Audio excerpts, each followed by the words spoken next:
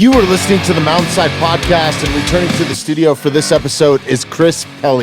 He's the owner and operator of Complete Canine Training.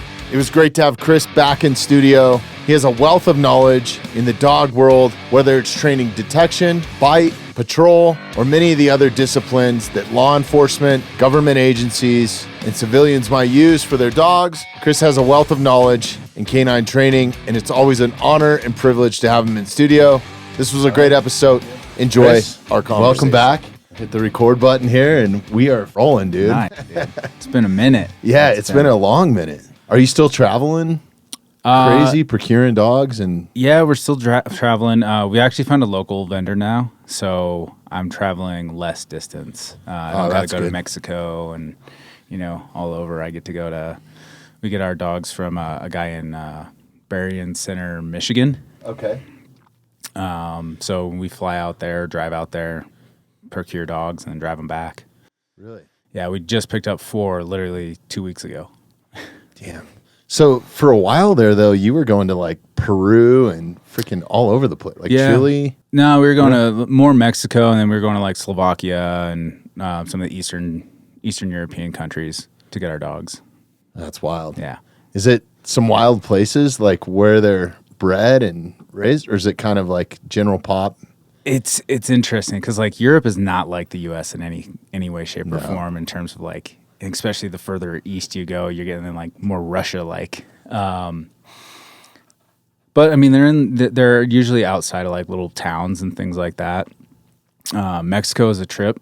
We got our dogs from about like 3 miles or 3 hours directions west of Mexico City. So like in the mountains of Mexico. So we're like, our guide is like driving us through the mountains, and we're all like, hope we don't die out here.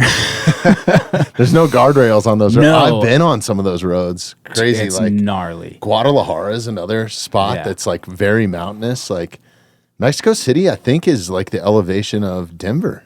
Yeah. Pretty much, right? So. Or it might even be higher. Look up the elevation of Mexico City. Oh, that's crazy. So then when you get up into the mountains there, you're even climbing more elevation, huh? Yeah. Yeah. So it's higher than Oh, we are. damn. Yeah. By quite a bit. It's like the elevation of Evergreen. Yeah. That's wild. So yeah, we would fly into Mexico City, and then we drive 3 hours in like, there's like 3 of us. We have 4 of us in this little Ford Ranger. And I mean, like the old school Ford Ranger where the back seats, you're like looking at each other. Yeah. The little jump seats. Yeah. Yeah. And so we drive up 3 hours, and it's crazy because Mexico, they have random speed bumps in the middle of the highway, right? So you're driving, and then all of a sudden, like the driver will slam on the brakes, and you're like, why are we stopping in the middle of a highway? This is nonsense. And then you hit this giant speed bump that if you don't slow down for, your car's not walking away from it. That seems like a recipe for tragedy. Yeah. But I guess it's the only way they can like actually control the speed of people. But yeah, so we drive up into these little villages, and the breeders or the trainers that are out, in the middle of nowhere. And it's really cool because like they have these like, I wouldn't say they're great in terms of like quality, but they've got good dogs, and the facilities are Mexico facilities, but they're nice enough that they're housing dogs and they're keeping them somewhat clean and, sanitary and things like that. So not to our standards, but we've gotten really good dogs from these guys. And it's just like a little adventure. Been 3 days to go procure some dogs, and like the town we were staying in, Villa del Carbon, we met one other person who spoke English outside of the people we were with. And it was just like crazy to like really be immersed in the culture, because it's not like tourist Mexico. You're in the heart of Mexico. You're a real gringo. Yeah, for sure. People are like, what is this blonde-haired white dude doing out in the middle of this place? Right. So. No, that's wild, man. Like I'm so lucky I got to tour all over the world with rock bands. And, you're always in a major city because it's a concert venue or a soccer stadium or something that you're playing. But a little bit later on in my career, after a couple years of me really like kind of pulling my head out of my ass, I was like, dude, I should go experience some of these places. So I would go into the culture, probably not as far in the cut as you did. Yeah. Looking for these dogs, but it's so different. It's like two night and day planets, right? Yep. It's like hanging out in Boulder for a week and then driving to the Western Slope, dude. Yeah. You Yep. know what I mean? Yes. Like, some real vaqueros out there. Yeah. Yeah. No. But yeah, the travel opportunities and the fun that we've had, just going to find dogs is great. I love it. Yeah, that's amazing. It's so cool what you've done with dogs being your career, right? Because this was just kind of like a leap of faith. Like, I remember you explaining when you came in the first time, which was so long ago. Yeah, I think so thanks like for coming 2 years. back. Sorry it took so long, dude. Like, It's you've all been good. busy. Yeah, I've been busy. It's been wild. It's not that we haven't talked, but yeah, I think it just started as like a hobby, you training your own dog, and look at what you have now. Like 3 locations is what you were just telling me? Yeah. So I don't know if we talked about this on the podcast last time, but the plan was always to like kind of franchise or do something along those lines. I'd say 23, 24, that those plans really shifted because the economy and all just business was kind of like real weird. I made business mistakes as well. Like I hired the wrong people, spent way too much money on bad talent, you know? So like for us, the business kind of was like, I was, you know, putting everything on hold. I was like, no, we're not spending any money. We're not, you know, like you guys, sorry, you're due raises. Too bad. Like you have a job or you don't, you know, that's kind of, we're at crunch time. And then this year, 24 to 25, like I got things squared away back, you know, not necessarily in the green, but, you know, hovering instead of being in the red. So far, I'm crying at night. It's rough, man. It's even rough with the podcast, like try sponsorship stuff. Like it's crazy. Yeah. But this year, one of our apprentice trainers, so we started doing license deals. So I'm not opening up another complete canine that I own, but I'm trusting, you know, people who have gone through our apprenticeship program or trainers that are, you know, moving, doing different things with their lives, but they want to stay in the career field of being a dog trainer. So one of our apprentices, he started probably like last time we started this podcast or that I was here, worked for me after the apprenticeship program. His wife got an opportunity. They moved to Spokane. And I was like, hey, dude, we talked about this when you first came on board, you know, 2 years ago, because you weren't sure how long you were staying in Colorado, things like that. Did you want to open up a complete canine location? He was like, dude, I was hoping you'd ask me. So, you know, outlined the agreement and everything. And he opened that in August. So we have a location in Spokane now. It's been running for a couple months and he's already he's crushing it. That's right. He's already turned profitable after opening in it's 3 months. He's making money now off of his initial investment of going into the business and starting from scratch, basically. And then I've got another location opening up January, and it'll be outside of Indianapolis. Kind of a similar situation. I have an apprentice who's going through the program right now, slotted to be done mid-December, and then ready. He's moving to Indy. And he's going to open up the location January 1st, give or take. Probably not, because we all know how plans go. Right. But so he'll be up and running. Hopefully, my timeline for him is going to be February 1st. But yeah, just growing the brand. And, you know, the whole reason I got into this, outside of it being a hobby and a passion, was realizing how many people need their dogs trained. So if I can take my methodology and the success we've had here in Colorado and start expanding that, it's not even about the money. It's about helping the communities that have these dogs that, you know, need the help. Yeah, So, it's a win-win-win philosophy, right? Like the dog's winning, the customer is, and then you guys, right? Yeah. In the business sense. Yeah, and really that's cool. exactly it. And the community as well. Because if you ever go into an area, actually I just had a client message me the other day. I posted on Instagram. He wrote me a personal message. He said, hey man, it's been great. I now realize how well you've trained my dog. He retired and he's been going to campgrounds for the last 2 months. And he's like, there's so many unruly dogs everywhere. And I was just like, you're welcome, dude. You know, I know he's been a good friend and client, you know, for years, but it was, you know, it's nice to see that, he's like, holy shit, for real, now I see it. And that's really what we're trying to do is like when we train a good dog, like they're not a burden on the community. You don't got to worry about the complete canine off-leash dog running up and smoking your dog, you know? Or your kid. Or your kid or your wife, whatever it might be. But, you know, you walk the streets and you see these off-leash dogs and, you know, I'm like, I don't know anything about that dog. Yeah. And that creates pandemonium in my brain for a minute. And I'm like, okay, I know how to handle the situation, but I don't want to. You know? Nobody wants to put themselves in a bad situation, right? So especially with an aggressive animal. So if you just get your damn dog trained, nobody has to worry about that. And the community is safer as a whole. And, you know, even if your dog's not aggressive or mean or whatever, like you want control over your animal, right? You don't want them tearing up your shit. You don't want them, you know, just being nuisance. You know, when you walk into a friend's house and you get bum rushed by their 2 dogs that won't stop jumping, like that's not a good experience for anybody. Right. You might love dogs, but nobody loves being jumped on by an 80-pound lab or whatever, you know? So it benefits everybody in your life, you know, and that's, it's something that I didn't realize when I first started, like the impact that we actually have.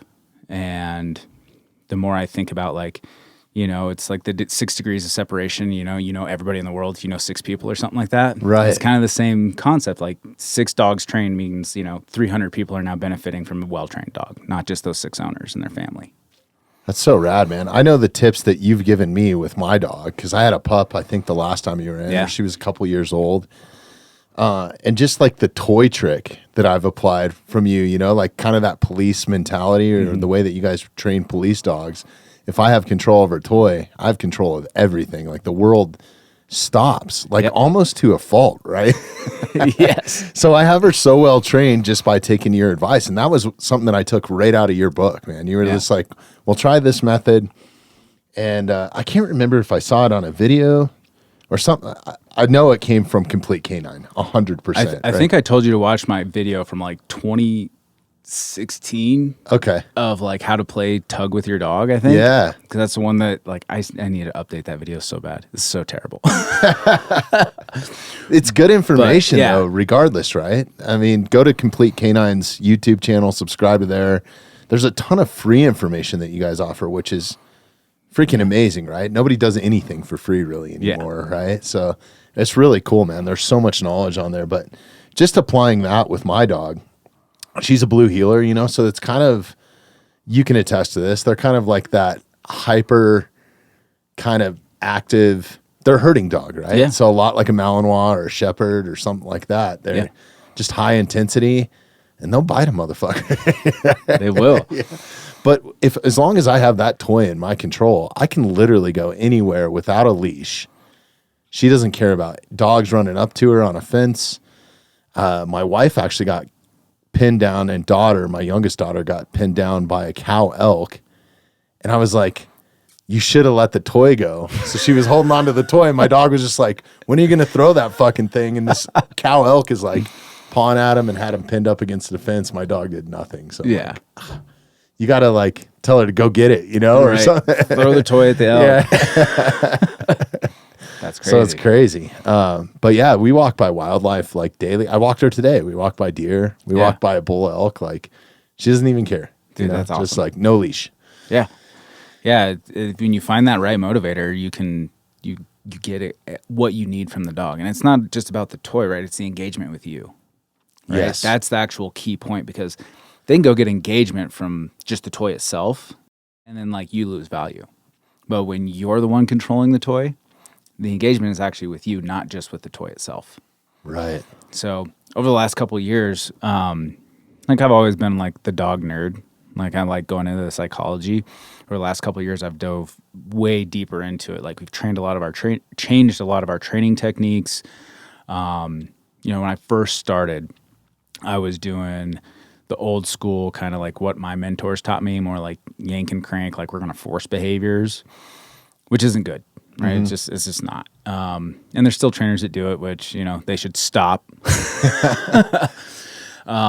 But learning how to motivate a dog and learning how to like change bad behavior through emotional regulation, which seems like such a human thing. Like we have to regulate our emotions when we're triggered and things like that. Like we can self-teach. Dogs can't.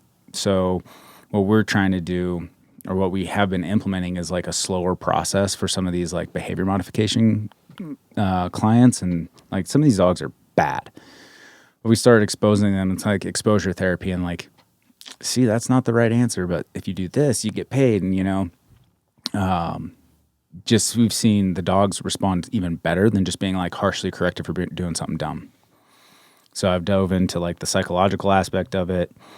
And even like next month in December, we have one of long-term friend of mine, Eric Stanbro. He's coming to us, and we're hosting a seminar to learn a whole new like training methodology with the e-collar. And I've read his book, and it's an easy book to read. Anybody out there? Nice. It's like 100 pages in big font, so people like Perfect me can for read me. it. You and I are in the same boat, brother. I read it in an hour. I was like, whoa, I can read still. Yeah. Does he have an audiobook version? I don't think so. I think he's got a Kindle version, but it's like... That's my favorite, because you don't even have to read then, right? You just have it read to you.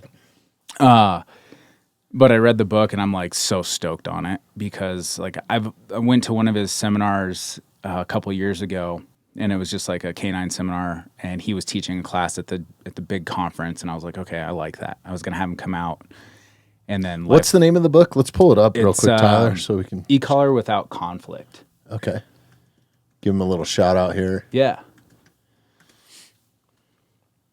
nice. Yeah, that's available on Amazon. Yep.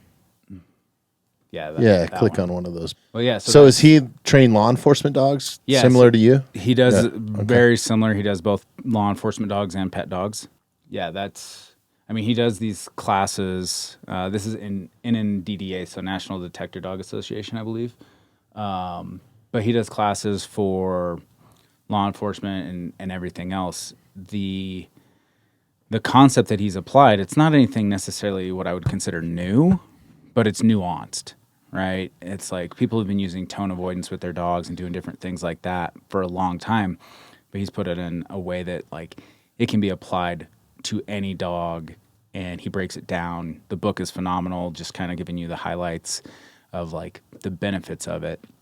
But as I was reading is the dog getting shocked, or is it a tone? Both. Okay. So tone avoidance, the word no, right? We use it as a negative marker, saying no means stop doing what you're doing, so on and so forth, right? It's just a negative, like whatever you're doing is wrong right now. And we always pair it with a correction. So no e-collar, no prong collar, no leash pop, whatever it might be. So the word no through classical conditioning becomes this, I hear the word no, and all of a sudden I need to stop what I'm doing or I'm going to get a correction. The thing about that is it comes from me, the owner or the handler of the dog. So if I tell you no, you know it's coming from me, and you know that correction, I'm causing it. When you go into tone avoidance, the no disappears and you use the tone. So it's just beep, and it's on the e-collar, it's on the dog's neck, so it's not coming from me. And that's where the without conflict comes in. Because like when we're working with high-level working dogs, when I take their ball from them or I tell them no and I give them a correction, some of them are like, yeah, motherfucker, yeah, you want to do that again? And you got to be like real careful about it. On? Yeah. Right. They take that shit personally. And it causes a lot of problems for canine handlers. It causes a lot of problems for trainers who just like, we get some really hard dogs that are tough to deal with. And when you create conflict with your dog, your relationship is strained, right? Like, it's just any conflict strains a relationship. You fight with your wife, guess what? Your relationship is suffering in that moment. Yep. And it's either going to get better or it's going to get worse, right? The more conflict, the worse your relationship is going to be. The less likely they are to listen to you. You know, if you fight with your wife and you tell her, hey, go do the dishes, is she going to do it? Fuck no, right? She's going to throw a punch, right? And so will the dog, right? If you're like out your toy and you have a problem, he's like, no, fuck you. And you take it from him, okay, now you're the toy. Sure. Right? So using the tone takes it away from me. Like I'm no longer contributing to your behavior, right? Like I'm not saying you're doing anything right or wrong. I am, right? I'm God in that situation essentially, right? The dog is responding to what the tone is, and the tone is the precursor. The tone is the no, right? But it's not coming from me. It's coming from the box on his neck. Okay. So now I'm removing the conflict between myself and the dog because he thinks he's doing it. His behavior is what's causing the tone to happen, and he knows when the tone happens, the next thing that's going to happen is the stim from the e-collar. So when we remove the conflict, when we remove the human element, dogs are narcissists, and they don't want to hurt themselves. So just like we don't, right? So when they realize, oh, my behavior is causing this, and this is the precursor to me getting in trouble, and I'm doing it to myself, I'll just stop. No, it makes a lot of sense. Because I even noticed with my dog, if I scold her, like she has an issue when new people are coming into our home, right? She's a protector. Yeah. Right? Naturally. Like, and you kind of want them to be a little bit, right? Like, but to the point where I have to like yell no at her when it's a friend that she hasn't met, or like if you came over for the first time, she's going to bark. Yeah. She's going to be like, who the fuck is this? You know, like I don't recognize them. And then after she realized everybody's cool, and especially like the other time I've noticed it is if we say we have a bunch of people over and we're having a barbecue or something and somebody starts roughhousing with a kid, she'll think like, and the kid starts laughing, she'll think like, oh, this is full on, it's go time, right? Yep. So yeah, I could see, but when I do scold her or when I do say no, then it's like a 6-hour long period where she's almost like coward, you know, and when she's around me, our relationship is different. I can notice that she's like, you know, very submissive. Like, am I in fucking trouble or am I not, you know? Yeah, and I wouldn't necessarily call that conflict between you, but you see the relationship change, right? Yeah. Like she's abiding, right? She's doing what she's supposed to by knocking off the behavior, but there's a strain on the relationship. It's not necessarily like conflict butting heads, but there's a strain. Now, if it just came like she's barking and then she hears the tone and then she's like, "Oop, I got to stop because I know what's coming next," it has nothing to do with you. Right. And then you can be like, "Hey, I love you, sweetie," you know, and she's like, "Yeah, I just stopped I want the dogs to start," the way that I'm equating it in my brain is I want the dogs to start making their own decisions based off of their behavior, right? So if they know jumping on the counter is going to get the tone and then it's going to be followed by a correction, they're going to stop doing that because it doesn't involve me. They don't need me to tell them no because God is doing it, right? The box on my neck is doing it. And so they start regulating their own behaviors because they, you know, repeated behaviors over time, when it always ends to the same result, they're going to stop doing the thing that leads to a punishment. If somebody wants to take this approach, or if I wanted to, I'm sure there's a million callers out there. Is there one specific one that you recommend, or are they all good? No, they're not all good. Stop buying e-collars from Amazon. There's so many clients come to us with like these cheap Amazon e-collars, and they're just terrible. They could be good, right? Because they're cheap, but they're cheap Chinesium or whatever you want to call it, and they're just not consistent. It's like buying a Chinese iPhone, right? Yeah. Or something. Yeah. Well, communication is the most important part of dog training. I need to be crystal clear with my communication. So when I have an inconsistent tool, like an e-collar that's not calibrated correctly, it's like us having this conversation right now. This is a level 1, right? And level 2 is me yelling and oh my God. And level 3 is this, right? So that doesn't work for consistent communication because I want level 1 to be here and level 2 to be here and level 3 to be here. And like as we're ramping up levels, it's consistently moving up in the same, you know, interval. If it's not, there's a problem. Because it's going to create confusion and chaos in your dog. So the collars that we recommend is e-collar technologies. They have an ET300. It's called the Mini Educator. That's the collar that we recommend for like 99% of our pet dogs. When we work with our canines, we use the Dogtra 1900X. So what? So Tyler's got it. Thanks, Tyler. What is that? $300? Is that? They come to, I think they're like $250. Okay, that's not horrible. No. Yeah. Yeah, so they got the micro up there, which is just a smaller version.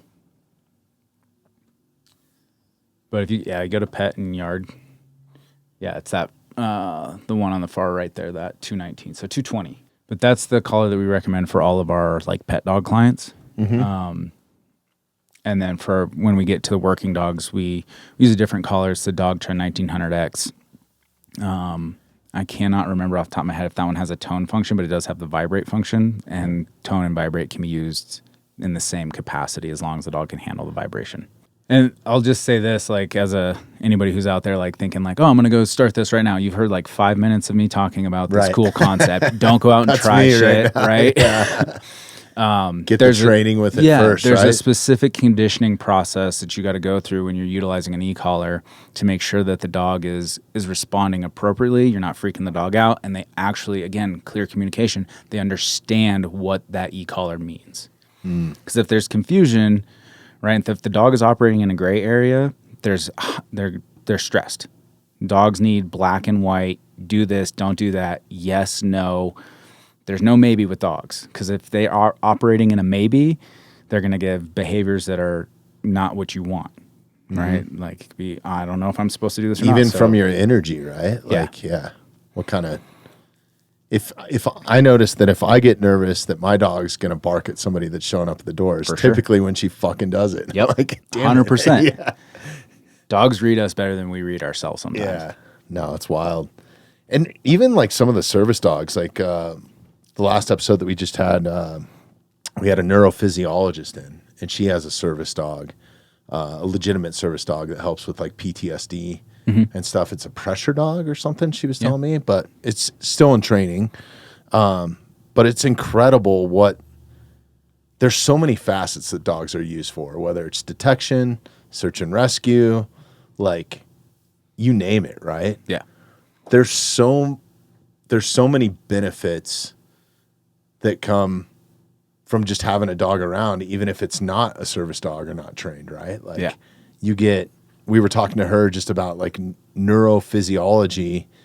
I can barely say that word, but she's like, it's really helps almost as like a campfire method. Like if somebody has a dog and they're like petting a dog, they tend to be more open with conversation. Like there's so many things. So it's really cool to have her break down like some of the science behind it. And she deals with veterans that have been through some wild, wild shit, right? And she's dedicated her schooling and PhD to helping those guys. Yeah. And dogs are involved. It's pretty fucking cool, man. It's really cool, actually. Yeah, dogs they're so versatile, and they've been used, like, there's ancient Egyptian cave drawings with dogs on leash, right? One of the things that Eric says in his book, and he's said this forever, but like the leash is the most important tool you have. There's a reason that they're on cave drawings way back, in ancient Egypt, But dogs can be used for so many things. Just having a dog, right? Like I'm having a bad day. I grab my little Frenchie and I put her in like my fucking arm like a football, and I just sit there like freaking Dr. Evil, like my mini me, Yeah. And I can just hang out, and like all of a sudden my day is a little bit better. Yeah.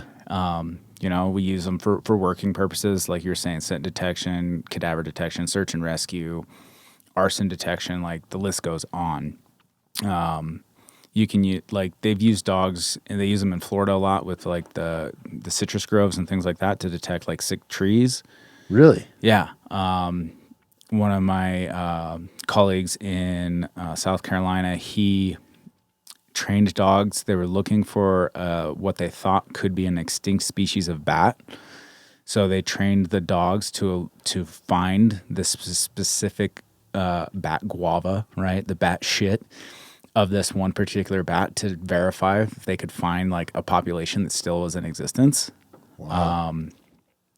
It was just like they can be used for so many things, and then obviously our police canine work, and we use them overseas for IED detection and, all sorts of things. So many different things, man.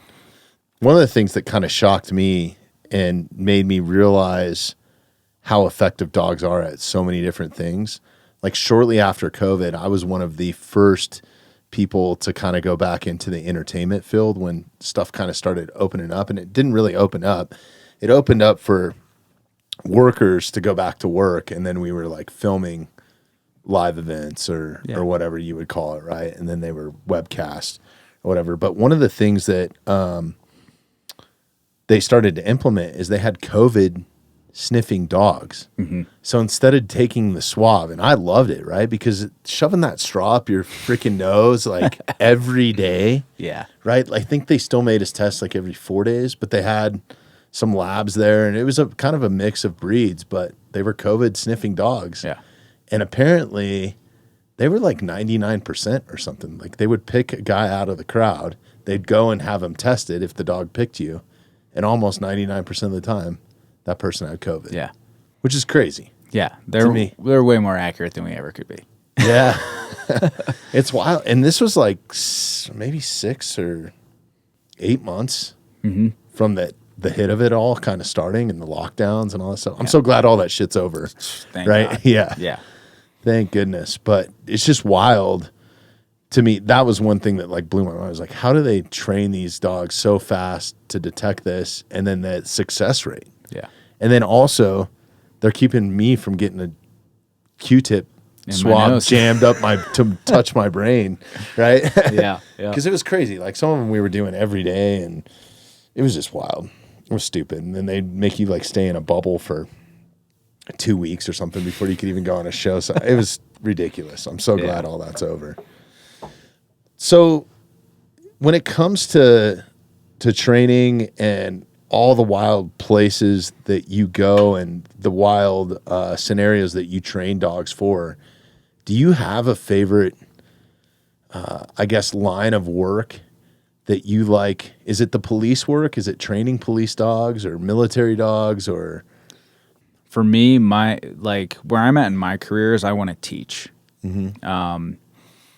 I love training dogs, but it's repetitive. Right. I'm over the teaching the dogs to sit down, stay. Like I don't really train the basics anymore. I got my team does that. I deal with the problem dogs, the dogs that I don't want to say the team can't handle, but that challenge my team maybe a little bit above their skill level. So I handle a lot of those dogs on the pet side. And then on the canine side, I love my preference, if I get to choose what I want to work on that day, is going to be bite work. I love getting bit. I love fighting, quote unquote, with the dogs and building them up in that capacity. Detection is amazing to teach dogs. It's so much fun. And like watching them like get it, it's like, fuck yeah, you got it. that's awesome. Yeah. Tracking is probably my least favorite thing to work on. It's just not fun for me. But my trainer Cody, that's his golden skill set. He's like, oh, if I would let him, he would track the dogs all day, every day. But the police and military side is where like we're really trying to expand the business there and like grow that side to be like 3 times of what it is right now. And with that, so we're selling a lot more dogs. We're doing those things, but I want to go and teach. So it's something I started back in like 2018 as I was traveling the country, teaching seminars, both civilian and canine side of like teaching bite work, teaching people how to get bit appropriately, problem solving dogs. That's where I want to live for my part of the career or for my career moving forward. It's like I want to go like last year, 2 years ago, we went to Delaware. We worked with Delaware State Police for like 2 weeks or a week, problem solving and teaching those guys how to get bit, which was crazy. I have classes on how to get bit by a dog. We just hosted a local decoy course for law enforcement 2 months ago. We did one in September and then another one in October. So like that's where my like passion lies, is like I have enough knowledge that I can now go and share that and have this next generation of trainers come up with, I won't say the right training techniques, but like the more You can that reach know. more dogs that way. Yeah. Right? Yeah. I can reach more dogs. I can ensure that some of the old school principles, if you want to call it, I'm like an old school trainer now. I've been doing this for almost 15 years. That's crazy. Yeah, That's awesome, man. Like my trainers freaking like, hey, do you know who this guy is? Do you know who this guy is? Like, I'm not on social media really ever anymore. And I'm like, I have no idea who those people are. Right. And like, they're the hot newness, and I was like, that was me 10 years ago. There's so many fugazis out there, right? Yeah. Yeah. You can make yourself look like anything on camera, right? Right, Or a good yeah. film work or You Yeah, can right. trick a You're lot gonna of do people. that today, right? Yeah. Absolutely. But yeah, so it's like I know that my principles are solid. I know the results that we get, and I know the information that I give out is, I mean, it's nothing super special. It's not the secret sauce. I don't have any secrets that nobody else does or doesn't know. I mean, I know things that people don't. Sure, I've had a lot of experience comparatively to the guy who's running his first dog. But if I can start sharing this information and getting it to as many people, I'm benefiting canine teams, I'm benefiting trainers, and that's really like if I could retire and not run complete canine and just travel, and if my wife would let me, Right. that's a big one. But if I could just travel and teach courses and just go around and say, hey, look, I just want to help your teams out. You know, I just want to see where your deficiencies are and build upon them because every team has them. There's not a single canine team out there that's perfect. And it might be something so small as like your dog doesn't like its feet being touched. But if you don't know about it and you're an officer on the street, like that's a liability. So let's find it and let's build the dog up so he can at least handle his feet being touched. He might still not like it. That's fine. Right. I don't care if he doesn't like it. But if he doesn't like it to the point where he's coming off the bite and running back to you, that's a fucking problem. And we've dealt with issues like that. Dogs that aren't engaging, things like that. I want to go problem solve these things so officers are safer and that training techniques and training protocols can broaden, you know, from what they're doing on their normal training routine. Like get away from routines in training and start expanding. Yeah. It's the same thing I tell all of my canine guys. They go through our handlers course and I'm like, cool, you've learned from me. Now go find somebody else. Not because I don't want you to come back, but go find other people and train with them so that you can build your toolbox to be as deep as possible. Because the more tools you have, the better off you're going to be.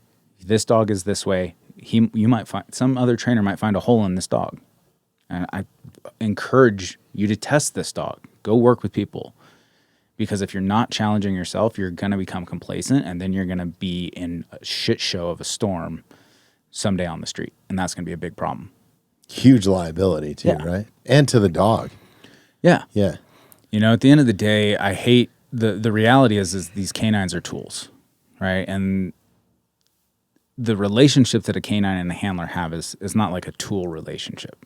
And that's the hardest part to like bridge the gap, especially with the patrol dogs, is like the handler has to understand like you can love this dog to death, but his job when it comes down to like shit hits the fan, it's for him to take your place. Your dog can be replaced. You can't. Right. Right. And that particular dog, never going to be replaced perfectly. Right. He's got a special place in your heart, but you mean a lot more to the people you're surrounded, your community, your family, your wife, your kids, all that than your dog does. Yeah. You know? And that's a tough pill for people to swallow on law Especially enforcement with side. if you're with them day in and day out, probably more than your family. Yeah. Then you start facing adversity together. Yeah. Where the dog's maybe saved your life or done something. Like I could see where those ties run like super deep. Yeah. We were kind of talking about it before we hit record, but there's an awesome book out called No Ordinary Dog that a friend of ours just wrote. Will Cheese. He goes by Cheese, but I should know this.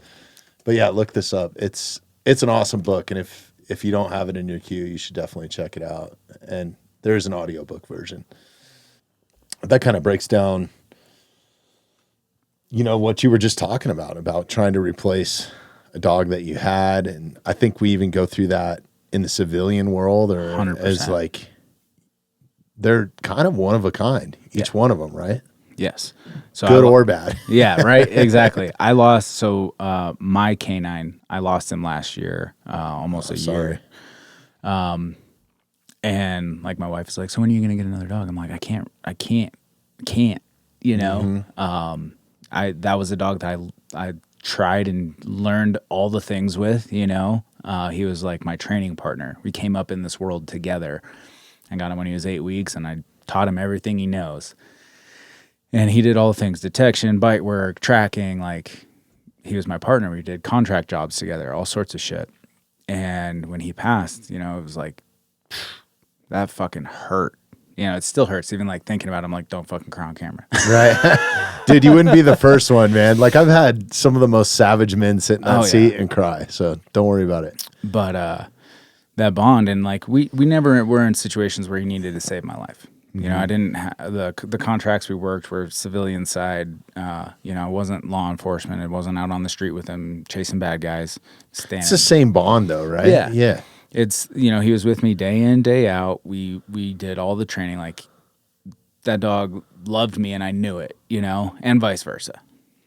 And when that's gone, it's like, I can't replace him. I was literally training a dog yesterday, and I'm not kidding you. He looks just like my old dog, and I was like, I don't know how long I can do this. Like, we have an hour. We might cut this short. Right.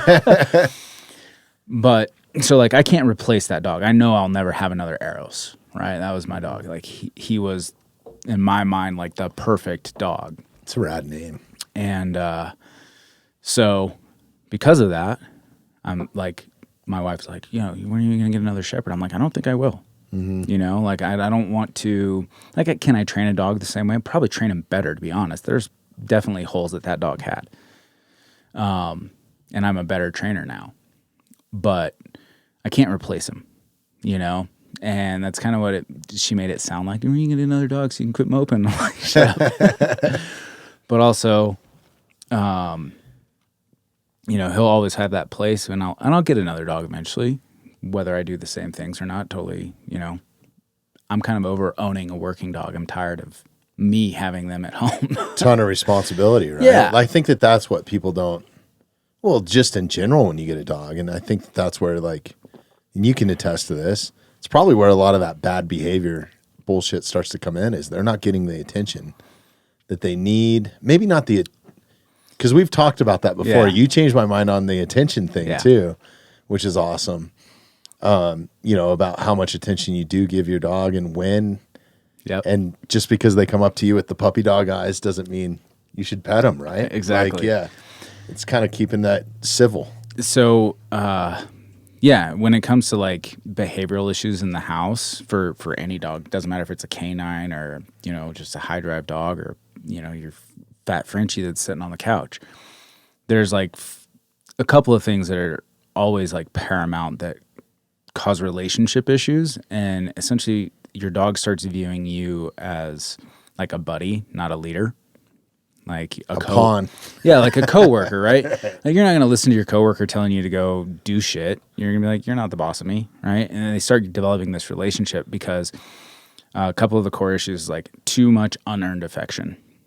Like, the dog gets whatever that affection, petting your dog, like, we call it an addiction. Because a dog becomes addicted to getting petted, and you get addicted to becoming, like, the Pez dispenser for pets. Right. Too much freedom, like just giving your dog freedom of the house and not corralling them. And I don't want to say corralling, but, like, controlling their like movements. off-limit spots, right? Not even not necessarily, but, like, freedom. Like, if your dog jumps on the couch, and everybody's different, right? So I'm not saying, like, I'm never here to tell somebody how to run their household with their dog. I'll always give them tips and suggestions. But, like, if you want your dog on the couch, I don't give a fuck. Like, that's your decision. Also, that can lead to bad behaviors because of this, and this, right? I'll give you the facts. If you don't have those bad behaviors, who fucking cares? Right. Right? And I work with people's dogs for 2-3 weeks at a time. I don't know them in and out, and we don't have furniture for them to jump on. We're working on other things. But, so, like, unearned affection, too much freedom. Like, if your dog, you don't want them on the couch and you leave them out all day and they get to go lay on the couch when you're not home, like, you're not creating an actual solid boundary. And that leads into the other thing is, like, no solid, clear-cut boundaries and rules for your dog. If people would put rules in place for their dog and boundaries and uphold them, if people would manage their dogs and, like, their level of freedom that they get, and if people would stop just petting their dogs into this, you know, like, addictive behavior, everybody's dog would be better. Like, just fixing those 3 things. And your relationship with your dog is going to be better. You know, the relationship between a dog and the owner should be, I'm the owner, I'm the leader, you're going to follow what I have to say, and I'm going to hold you accountable to when you're doing things right and wrong, right? So if you're doing things right, I'll pay you and I'll reward you for it. When you're doing things wrong, you're going to get hemmed up. Right. I constantly see it, people with dogs that are, like, they can't control, and they automatically start grabbing or petting to like try to calm it's them okay, down. It's okay. Yeah. It's like, no, it's not. Right. Yeah. So that's one of the biggest misconceptions. We can't coddle dogs. If you do, you're actually reinforcing the behavior. As soon as you touch your dog and you give them any amount of pet, you're saying, I like that. Right? So your verb, the words coming out of your mouth might be, it's okay, calm down. But what you're really telling them with your fucking incessant petting of them is keep doing that behavior. I really like that. Positive reinforcement, right? Yeah. Yeah. Anytime you pet your dog, you're giving them essentially a reinforcer. You're saying, whatever you just did, I like. So when they come up and push you and you pet them, you're like, yeah, push me again. Next time I'll pet you again. Right. And then you wonder why your dog fucking bum rushes you when you sit down on the couch and is running its head into you and pawing you and saying, hey, pet me. Yep. It's because you've reinforced it for probably years. That's another principle that I've taken from the last time you were in, and just like, it's night and day. Yeah. You know, like my dog knows all I have to do is call her over, and I'm still doing it out of my own greed, but it's because I want to pet her, you know? Yeah. Like, yeah. But it's on your terms. Right. Right? It's not her pushing you around and her training you. You're like, hey, I like you. Come over here. I'll give you what we both like. Yeah. So, and that's huge. And it's like, it's a boundary thing, right? Imagine if you were always up, on top of your wife. She's going to slap you eventually, right? She's going to, I'm tired of this. I'm setting a boundary. Just knock it off. Right. Right? We don't do that with our dogs. Yeah. She's going to tell you, go fuck off. You got to tell your dog the same thing. They're being pushy and being annoying. Go fuck off. Go do something else. Like, go be a dog, but don't I'm not giving you what you want. Yeah. A lot of times dogs tend to run people. Yeah. I think. Right? Because they're fucking smart, man. They train. It's amazing how many dogs I see that have trained their owners and not the other way around. Right. Yeah, I've definitely had a couple. And Yeah. my dog has probably got a couple beads on me, like she knows certain things. She knows what I like too, Yeah. So it's crazy.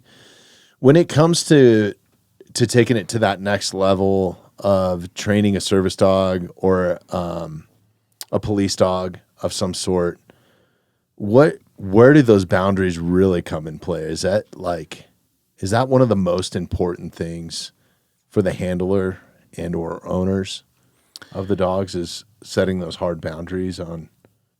Every dog is a little different, right? Like, I don't like generalizing groups of dogs, like working dogs and service dogs. Like, there's certain things that can be generalized. It's so broad, like we just explained, right? Exactly. Yeah.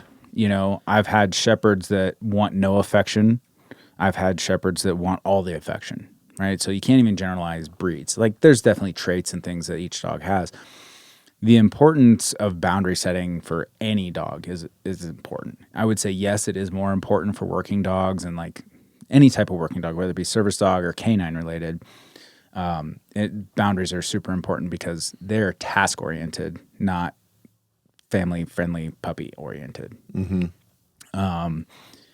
And just like, I guess you could compare it to like the military. If you have your unit is out drinking every night and being shitbags, you're not going to be very effective when you need to be. Whereas if you're training and doing those things and you have boundaries in place, like, yeah, we go get drunk on Fridays, but Saturdays and Sundays, sober day, right? Like a little bit of fun, but also we have structure in place. You're going to be more overall effective at your job. It's kind of the same thing with dogs. If you don't give them boundaries, they're going to walk all over everything they can because they're narcissists and they're self-rewarding little shits. And they don't work for you no matter how much anybody thinks that their dog wants to please them. Right. They don't. I love and hate hearing that because I always love proving people wrong. Like, oh, my dog wants to work for me. You sure about that? What happens when he sits? You pay him, right? You give him a treat. You give him a pet. You give him something, right? So is he working for you? Is he working for him? Do you work for your boss or do you work for you? Because I guarantee you work for you. You don't go to work because you like your boss. You go to work because your boss pays you for doing your job. Right. It's the same thing with dogs. They come over to you because you reinforced it with something positive. They don't come over because, yeah, I like your face today. You're going to give me something when I get there. That's why I'm coming to you. You're right. Those boundaries are super important at the end of the day. And understanding that dogs are narcissist little self-pleasing creatures. We love them to death and they're awesome. But at the end of the day, they work for themselves. And if you let them, they will do whatever they want day in and day out. They're smart. Yeah. Sometimes smarter than us, I think. When it comes to, I guess there's a misconception a lot of times, and I'm a little bit confused on it too, but how many disciplines can you train an actual service dog for? Is it one specific discipline like search or detection or bite, or can there be multifaceted? Can you have a dog that does detection and bite work? Yeah, absolutely. Okay. So we have, generally speaking, we have what we call single and dual purpose dogs. So single purpose dog has one job: detection, patrol, tracking, firearm detection, whatever it might be. But they have one task that they're oriented to. Dual purpose dogs, despite the name, have usually three purposes. They do tracking, patrol operations, and detection. So even in patrol, right, if I'm lumping that together as like patrol operations, it's like we're teaching the dogs to apprehend, right, do the actual bite work. We're teaching them building searches. We're teaching them area searches. We're teaching defensive handler. And we also, like, we can go into, we're working right now on radio control dogs. Like you can teach a subset of skills within the broader spectrum, right? So I know bomb dogs that have been trained and imprinted on like 18 different odors, right? So they can find 18 different bomb making components. Firearm detection dogs find, like 7 different odors, and then your narcotics dogs also find, 5 odors.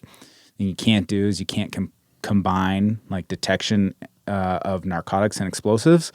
Like, that's a hard no-go, because your response from an operational standpoint is very, very different. And the dog can't tell you what they're detecting. Mm-hmm. They're just like, I know this is meth. But they're not like, hey, dude, it's meth. They're like, I'm sitting because I know this odor and this is what I'm supposed to find. Same thing with bombs. They're like, oh, this is C4, but the sit or the stop and stare is the same. There's no like C4, I do backflips, and meth, I do a down. Right. You can't differentiate like that. From an operational perspective, your dog cannot be trained on meth, or, well, I mean, you can technically do this. You should not. Mm-hmm. But your dog can't be trained on narcotics and explosives, because if you're searching a car and your dog alerts and they're trained on both, you're going, well, is it a bomb or is it dope? Right. Because those things are very, totally very different things. You can grab a bag of dope pretty easy, right? You can't grab a bomb. Yeah. I mean, you can. Yeah. But, the results might not be as fun. Oh, it's wild. When it comes to like special operations dogs, have you had any experience with those and like some of the stuff they're doing overseas? I've worked with some of the special operations communities in limited capacity. Mm-hmm. So we had a deal that unfortunately fell through because of the stuff in Israel with the SEALs, NSW Dev Group. So mm-hmm. we were going to go teach a course to those guys. That fell through, unfortunately. So I didn't get to spend the time that I wanted to out there. That would have been a major check. It would have been a huge opportunity for me. Checking the box is what I mean. Yeah. And I mean, it would have been just the experience of going to work with the team guys in that capacity. And actually, like, I was going there to teach, and that's like just like made me feel real good. Absolutely. That they wanted me out there. So that's still, a possibility, I guess, in the future, but they've got their own stuff going on, and I can't bug them too much, otherwise they're just going to blacklist me. Right. But we've worked with the Rangers. We did some tracking stuff with those guys. We had at the time the head civilian trainer for the Ranger Bat come down and work with us. He actually ipso facto kind of sold one of my dogs for me, which was cool. Nice. But he came down and worked with us. So I've got some interaction with the special operations community. We've worked with some of the MARSOC teams. One of my trainers right now, he worked for me back in 2021, and he got an opportunity to go be basically the head trainer for MARSOC. Really? And I was like, dude, go, fuck you, but go. I don't want to lose you, but at the same time, if I got that opportunity, I'd leave you guys hanging here. Yeah. So he went and took that. He actually just came back to us. So we have one of our trainers has worked with MARSOC, NATO, like done a lot of cool high level shit. That's incredible. So I'm really happy to have Chris back with us, and he's bringing those connections and those opportunities with him. I'm, probably not at the same level because those are contract deals with DoD, and that's just a whole nother ball game. So much red tape to even get there, right? Yeah. Without giving away any secrets or anything like that, or anything that would jeopardize it, what is the most impressive thing that you've seen in that space? Because like I've seen photos of dogs freaking skydiving in a harness, like them sending them in for like searching or clearing a house without a team, basically, right? And some sort of like video command thing. I have no fucking idea, dude. It's like, it's pretty impressive. Yeah, the stuff that dogs can do is impressive as a whole.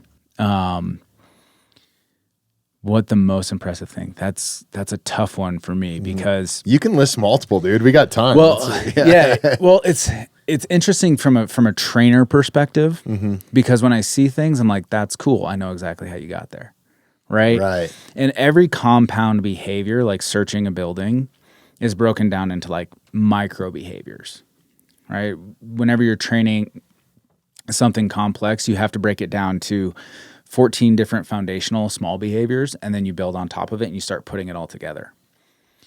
So I always see things from an analytical standpoint. It's one of my downfalls, according to my wife.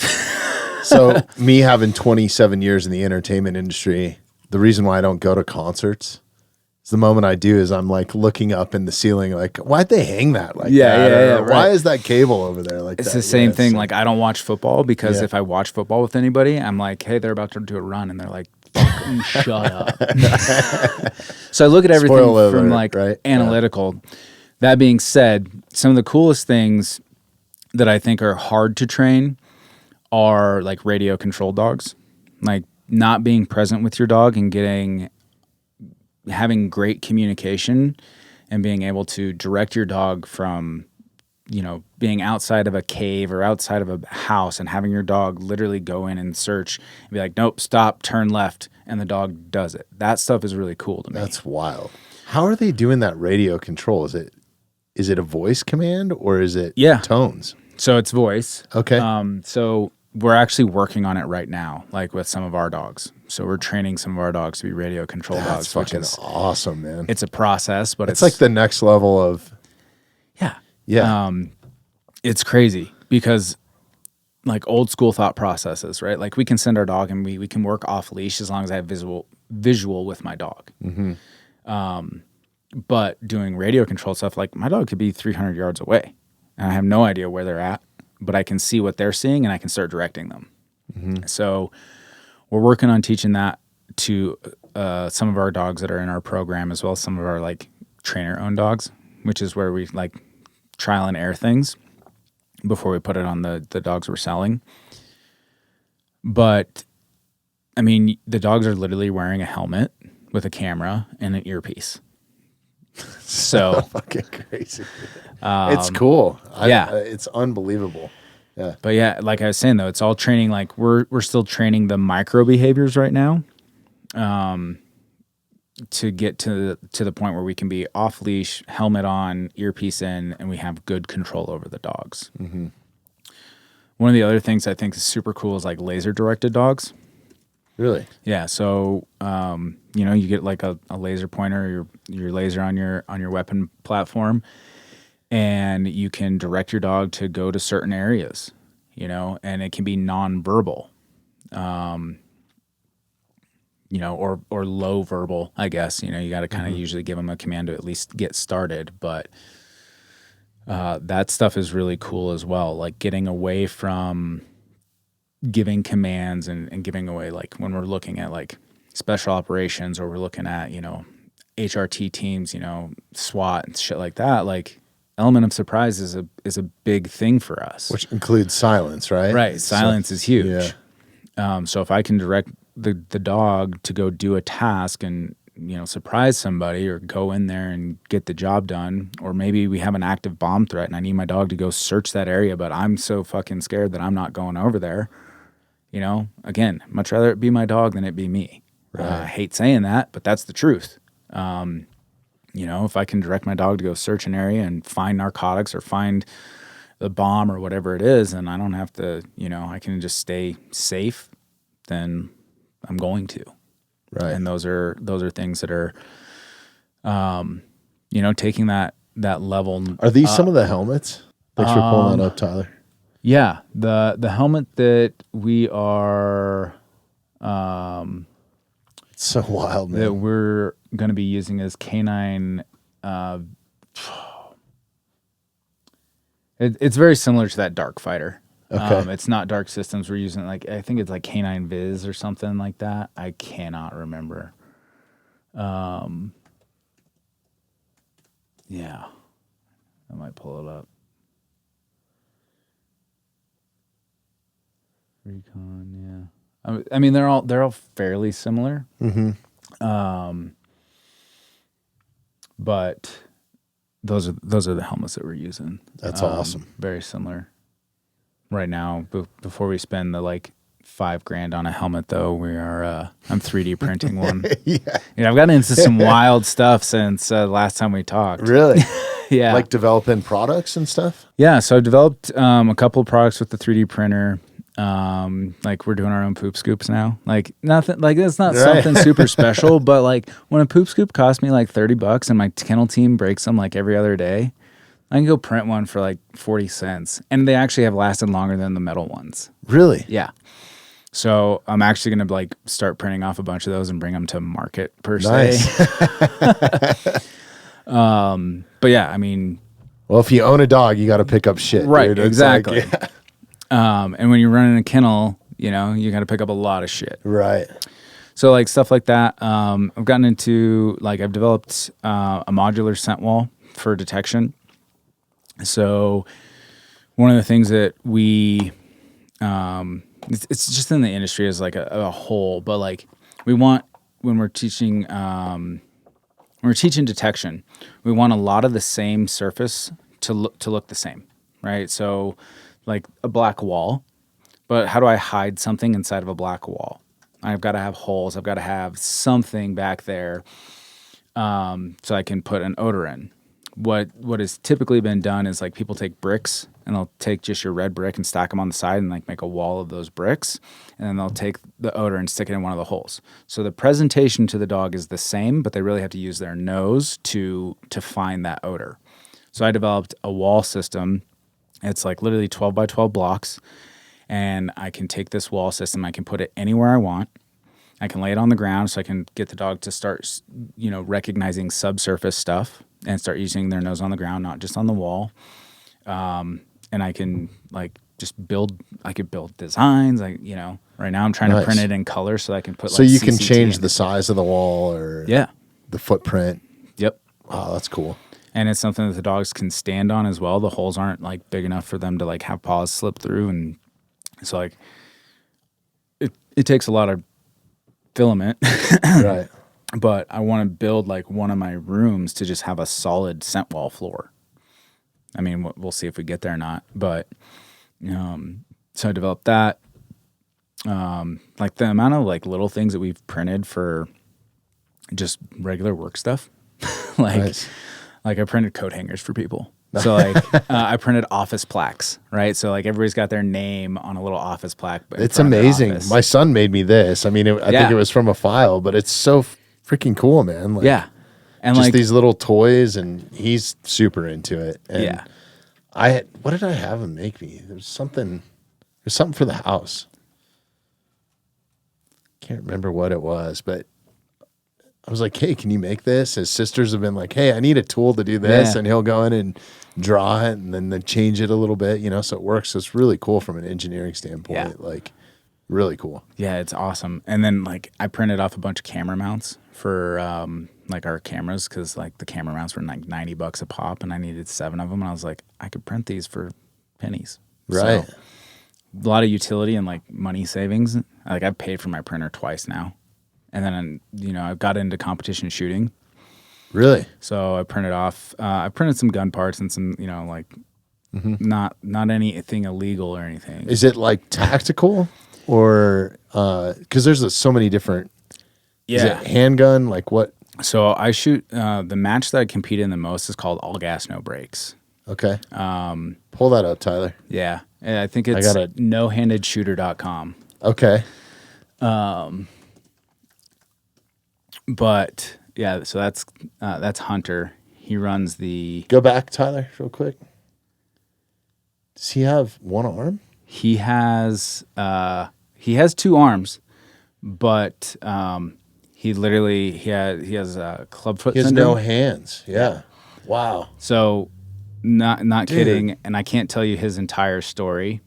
But we need to have him on the podcast. Dude, Hunter is a phenomenal dude, and I will vouch for him. He's like one of my favorite people.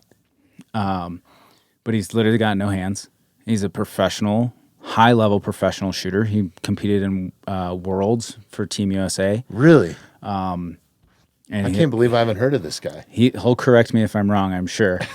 But yeah, he's like, I freaking love Hunter. Love everything he does. We're actually a sponsor for the match. He shoots out in Wiggins. Okay. At Empire Gun Club. Is he a Colorado Yep. resident? Really? Yeah. Awesome. I want to say he lives like Fort Collins, but Okay. I could be very wrong. But he does classes and all sorts of stuff. Really? Super solid dude. Amazing shooter. Makes like Dude, how do you shoot a handgun like that? I gotta have him on. yeah. Yeah. I'll let him know. I'll shoot him a text. Does he have an adaptive thing to hold the gun or He something? does. He literally it's like JB Weldon duct tape. Really? Yeah. Man, I do some stuff with a really, really cool nonprofit. I don't get involved with very many. Mm-hmm. And I feel bad because I haven't in the last year. But there's this organization out there called River Deep Foundation. And so it's veterans, it's amputees from Craig Hospital. You don't have to be a veteran to be part of this nonprofit, but there's a lot of veterans that are in it just because of this, I guess, the workspace and the environment, right? But River Deep's great, man. So they've partnered with Colorado School of Mines, and they'll build like all these like apparatuses. So even if you're a guy in a sip and puff wheelchair, they'll set you up with a double barrel shotgun so you can go pheasant hunting. That's cool. Right. And they set it up to where they can control the shotgun and shoot it from the straw. We've had archers with no arms, like super cool stuff. So they'll have something to hold the riser and then a way to like pull back the string, with your mouth or whatever, like a mouth tab. Like they just don't put a limit on anybody to do anything. Like, oh, sorry, you can't do that because you can't walk. You can't walk in the river. No, we're going to get your fucking track chair. Here's your fly rod. We're going. Yeah. That's You're going to get wet.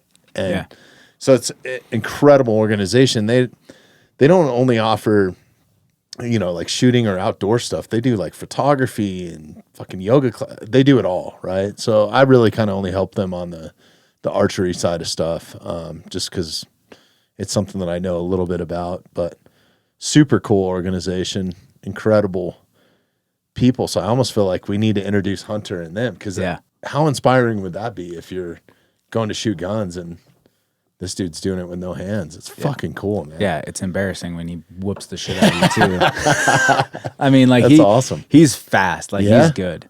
He might already know. Sorry, go back to his page real quick. Let's go back to Hunter's. What's Hunter's last name? Kale, I believe is how you pronounce it. Nice. So this is his competition that he set up then. Yeah. So it's his match. 24 days till the next one, huh? Yeah. Nice. I haven't shot it as much as I'd like to this year. I've been busy. Yeah. I'm probably not on the list, which is probably a good thing because I haven't been practicing either. So run us through what a competition breakdown is like. So it's all gas, no brakes, and that's like it's shoot fast and don't miss, essentially.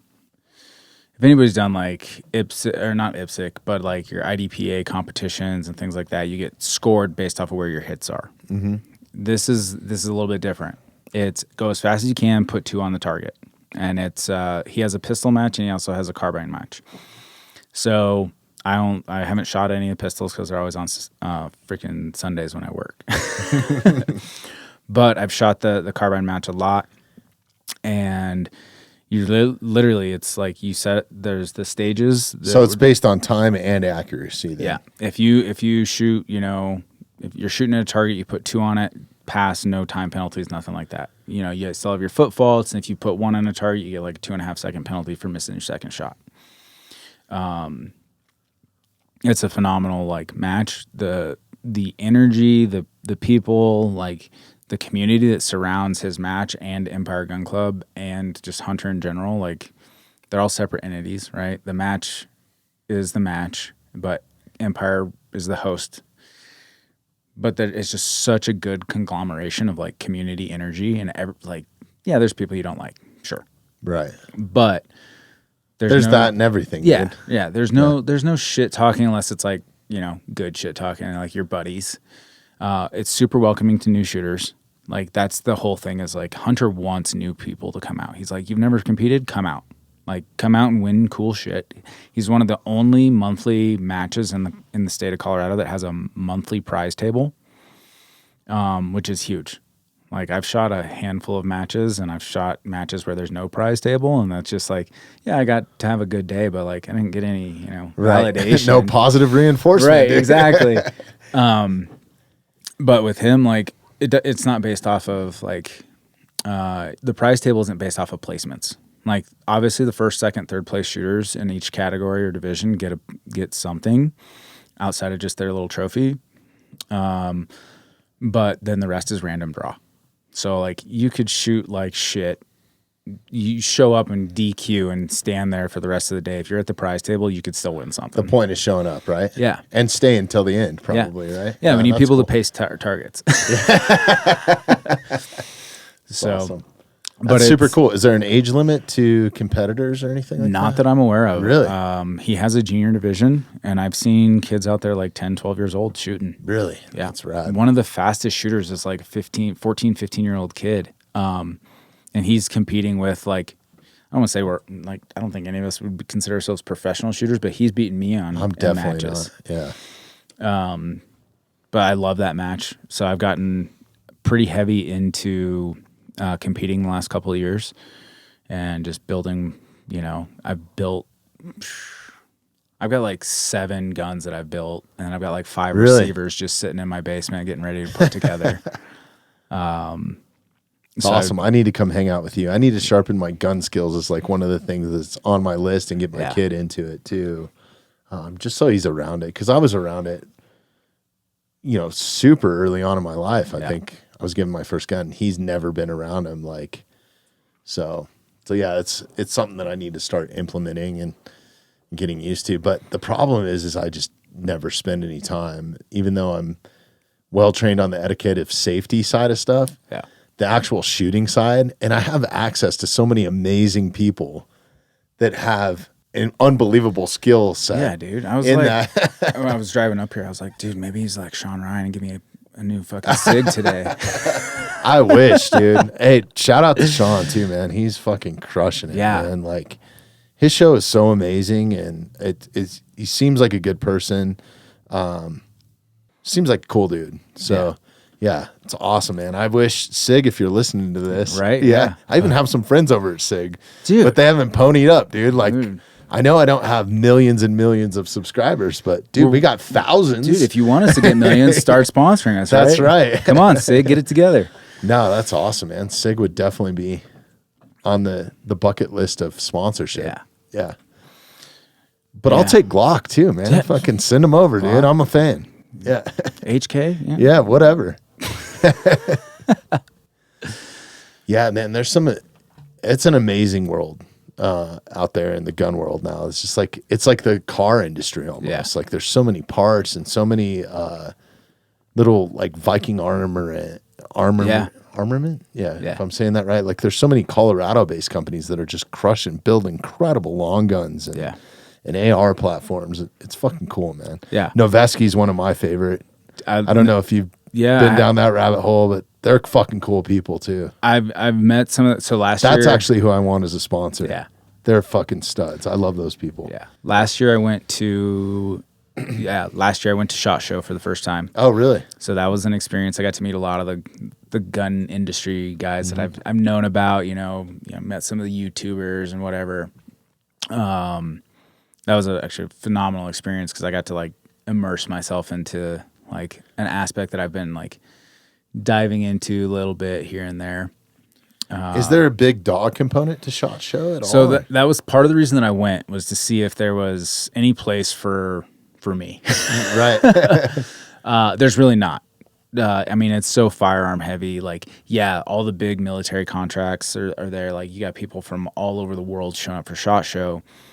There was one dog training company, or not even training company. There's one dog related company there, and it was E-Collar Technologies, which is funny because like I know Greg, and I like saw him on the list. Like, oh, I got to go say hi to Greg because that's the collar we just recommended. We just shouted out, right? That's cool. So he was the only dog company there. There's one other company there that they do like vehicle inserts for canine. So they were there too, but they do like all the police different inserts. So it wasn't just, canine specific. But those were the only two dog companies related. So it's not really a place for me or for my business. You think it would be though, with the amount of dogs that are used in law enforcement, military, like. Yeah, that's kind of why I was like wanting to check it out. I was like, maybe this is worth it. Maybe it's not. I need to really figure it out though. And the expense to get there, like, yeah. And like the booth space is not cheap. No, man, that trade show stuff is so expensive. Yeah. And like walking around and seeing booths that like have 2 stories to them and like offices and like gazebos and all this, I was like, damn, this is wild. Yeah. It was a great time though. Well, I can help you out on that side if you ever need it, dude. Like, yeah.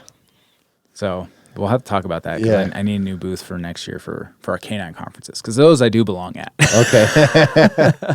So do they have like a SHOT Show for just dog handlers and dogs in the tactical space, or they have one for like canine specific. There's actually a couple.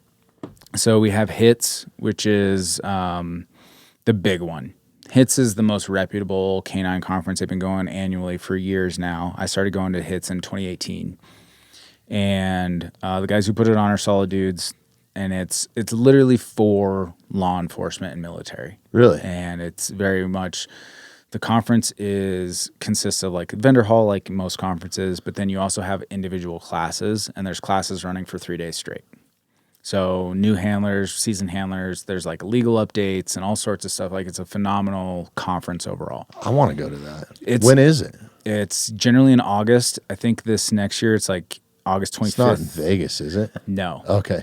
I'll get to that in a second. Okay. The conference travels. It's a moving conference. So like last year or this year it was in Dallas. The year before it was in Louisiana. Next year it's going back to Phoenix. So hot places to be in August though, man. Holy smokes. Yeah, but the venues are air conditioned, so it's all right. Yeah. True. And it's not a canine it's not a canine friendly conference. Like, you don't bring your dog. Oh, really? It's more for the handlers, and yeah, you're gonna learn canine techniques, and like there's a couple of dogs running around, but like it's more for you as a handler to get educated, learn new training techniques, meet new people, see cool gear, see new shit, buy what you need, make connections. Yeah. There is a conference, I think it's called AT Canine Conference, and that is a working dog conference, and that's in Muscatatuck. What the fuck is that? That Indiana, I want to say, but I could be wrong. I don't think I've ever heard of that. I've been a lot of places, but I've never been to Muscatatuck. Yeah.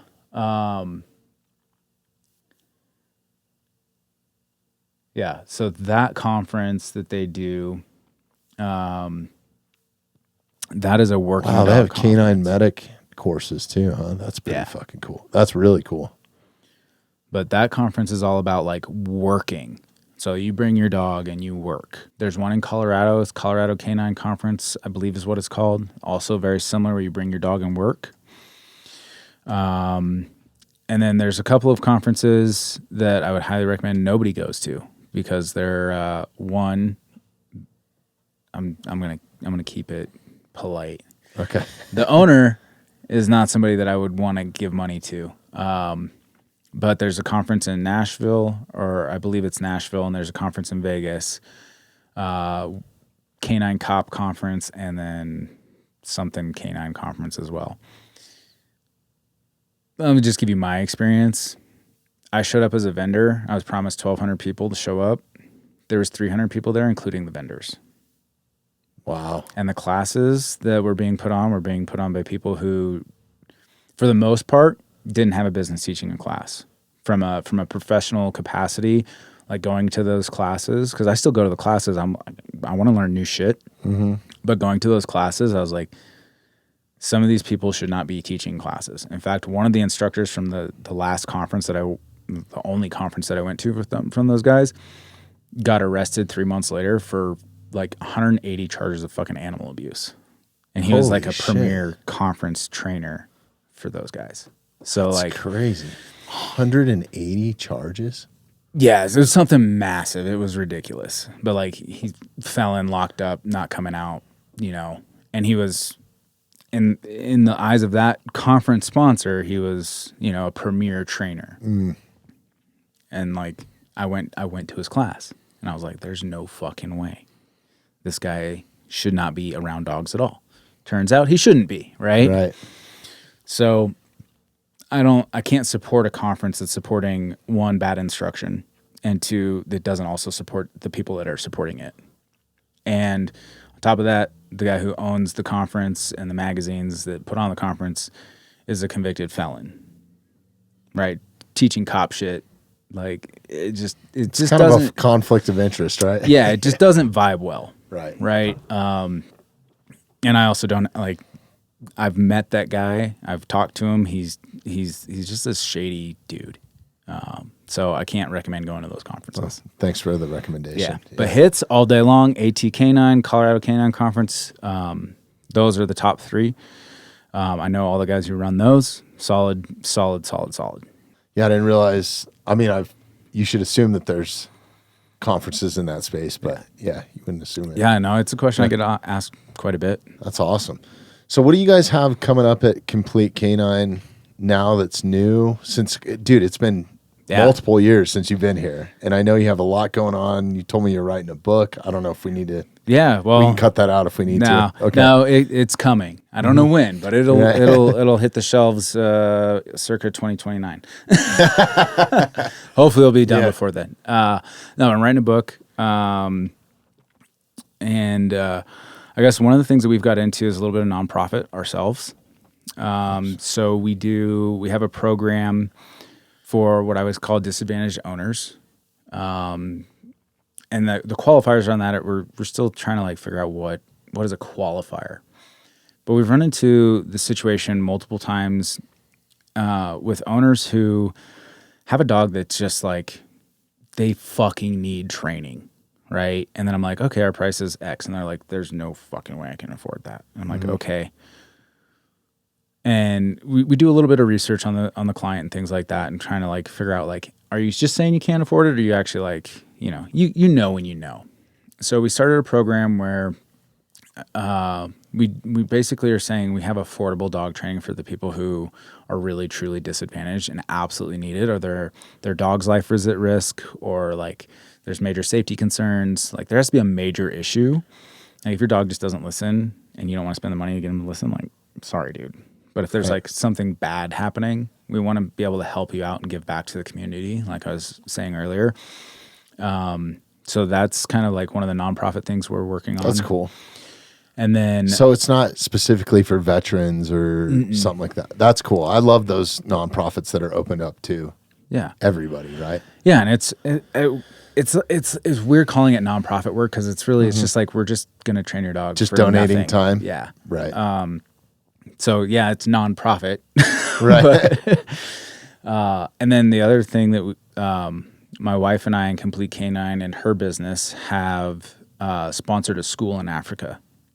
Really? So there's a school called Edema Latap Academy. What is your wife's business? Sorry. She does, her business is Althea Somatic Therapy. So she does breath work.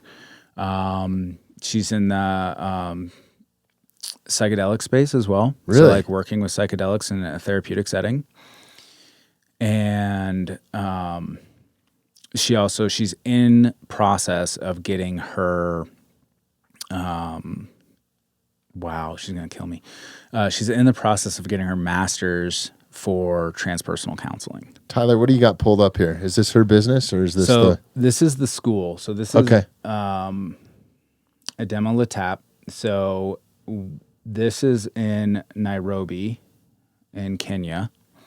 And we are sponsoring the school with not only like money and time, but like $10,000 for these guys will pay for their school to feed the kids for the entire year. Wow. So that's one of the biggest things in their community is like a lot of these kids aren't getting any meals outside of what they're getting at the school. That's happening in America, man. Right. Like, it's crazy. So we've decided to sponsor this school and really work with them. We worked with Reverend John. He's the kind of director, I would say. Yeah, that's him. Nice. And this website is brand new. I didn't think they even had a website, so that's brand new. But like last year, we donated the donations we raised and the donations from our profits, we gave them about $15,000, and they were able to buy some school buses, feed the kids. And I'm actually leaving January 6th. I'm spending 2 weeks there, and I'm going to buy tools for those guys because they like everything they have to do, they have to build themselves. So they don't have tools. They got like screwdrivers, and they're like trying to put together desks. I'm like, let me get you a drill. You know? So are you bringing stuff from here to there? Or? If I bring stuff, it's going to be ridiculously expensive because of the taxes. Okay. Like the import taxes is really weird. Huh. So when I get there, we're going to spend a day like shopping spree for all their school stuff. Home Depot. Yeah, basically. We're going to the Nairobi Home Depot. Yeah. And then we're going to spend 2 weeks there. Obviously, we're going to do some sightseeing and like experience Africa. This will be my first time going. It'll be my wife's third time. Wow.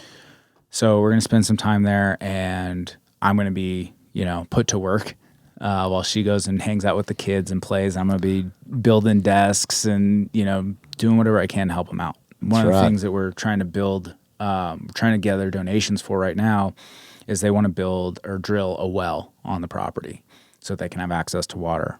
So that's something we're working on. And what is their current water situation? I think that they're using bottled water. I think they're buying it. Yeah. Fuck, that's crazy. So we're trying to get them,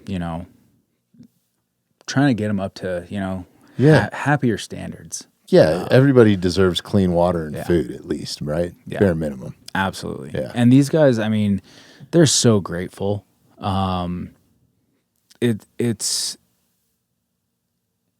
It's so rewarding just to like, it's almost like off-putting actually, like the amount of gratefulness that they send our way for just helping them out. Like we've got way more than we need here. Most Americans do. I mean, like comparatively, all Americans do. Yeah. Right. In my opinion, right. Like we're super privileged here, and we live in such an amazing country, and the privilege is ridiculous compared to places like them. But the amount of like gratitude, it's almost like it is off-putting. I'm like, stop saying thank you. Stop. Like, you're welcome, but like, stop. Right. I'm just, it's, and it makes you feel good, but it's almost like guilty feel good. That's awesome. So, and it's Christian faith-based? Yeah. Really? Yeah. That's really cool. So, the only thing that I would say that like we don't necessarily agree with the school over there is they're still like corporal punishment style. I don't know, man. Sometimes that can be a good, yeah. I mean, depending on how it is, right? Right. And I haven't been there personally, so I'm just, kind of reiterating my wife's point of view on that. She's like, yeah, it's corporate, it's a little harsh. And I'm like, well, I stopped training dogs harshly, so there's a reason for that, right? But that doesn't mean the kids. Maybe you can help influence it, while you're there. Who knows? Yeah. But yeah, no, they're a Christian school, and I'm really happy to support them. And, anybody wants to support them, they can reach out to me on Instagram, Facebook, or whatever, or shoot me an email. And, donate to the cause. That'd be huge. Let's drop all those so we don't forget. Now, if you're listening to the show notes, there's live links to all of those. So you'll just send me a list at the end. Yeah. We'll put them all in there. So just if you're on Spotify or YouTube or whatever, open the show notes. We'll have live links to all of that information so you can get a hold of Chris and or help this organization or get canine training. Yeah. Whatever. We're not over yet, but we'll drop it again at the end. But if you want to verbally do it, because some people just listen to the audio and don't know how to open the show notes. So the best... No disrespect. Learn to read. I mean, no, the best way to get in touch with me if you want to, like, whether it be for training or anything, is going to be my email. And it's just Chris, CHRIS, at complete canine, spelled out, CANINE, training.com. Nice. It's a long one. But that's going to be the best way to get a hold of me. Just put in the subject line what you want to talk about or what you need, and if it's pet training or canine stuff, we'll get it where it needs to go. Or donation stuff too, right? Yeah, if it's the donation stuff, you'll deal directly with me, and like we're not set up as a 301, so I can't give any like tax receipts and things like that. But I am trying to set up like a secondary fund, because like last year I think we only got like $2,000 in donations, and we ate the taxes on that, no problem. Sure. From the company side. But if we can get, like, I'm trying to build up the donation side. If possible, I've got an LLC sitting waiting to be a 301 any day now. So if we can get enough donations where we can continually promote these guys, and we'll definitely set up that 301. So that's right. I didn't even know that. Benefits. Super cool, man. Yeah. And then your wife's business, to dive off into that a little bit, because that's something that I'm super intrigued with, and I know so many people that have benefited from that sort of therapy, you know, not only on the psychedelic side, but just breath work and all that sort of stuff is so key. Does she practice here in Colorado, and is it open to anybody and everybody? Or yeah, really? So we moved from Brighton. We're now in Frederick, technically Longmont. Like, it's fucking weird. Yeah. We're basically in Longmont. We're right off of I-25 and Highway 52. But she does breath work. She does somatic shaking. She does, how do I want to say this? Like guided, she's a trip sitter. That's the word. Okay. Right. So she'll like set the space and kind of babysit you while you're going through your process and things like that. It's not talk therapy. It's all like body based right now. Once she gets her master's and all that, you know, it'll change. So yeah, she works with like literally anybody and everybody. She really loves working with men because we're like as a subset group of human beings, we're blocked up, and she's soft and she can handle the nonsense that we bring to the table. I've seen more men leave my basement crying than I've ever expected in my life. Right. And like, it's not like tears of like she's beating them in the basement. She might be, I don't know. But like the feedback that she's gotten and that I've seen from like her clients is like, you've opened up my eyes. I feel so much better. And like those are tears of like release, not necessarily tears of like, yeah, some of it might be pain, but she's doing a phenomenal job helping people just connect with themselves. And it's something that I've had to learn over the years in my own therapy journey as well. And she's definitely kind of kicked me through that door and pushed me to be better, but it's worked. Yeah. And it's worked for me too, you know, in just so many different facets and ways, just to be more connected to kids and family. And, you know, I think you can get that from faith too, but there's a bunch of different ways that you can get it. But I strongly suggest like being open to some of that sort of therapy has been beneficial for me in the right mindset. I will caveat on that. Yeah. So it's crazy. You have to do it with intention, I think. 100%. Yeah. So it's crazy because she's going to hate me for saying this, but there's so many fucking parallels between therapy and dog training. Really? It's all psychology, right? At the end of the day. But like, so one of the things she does is somatic shaking.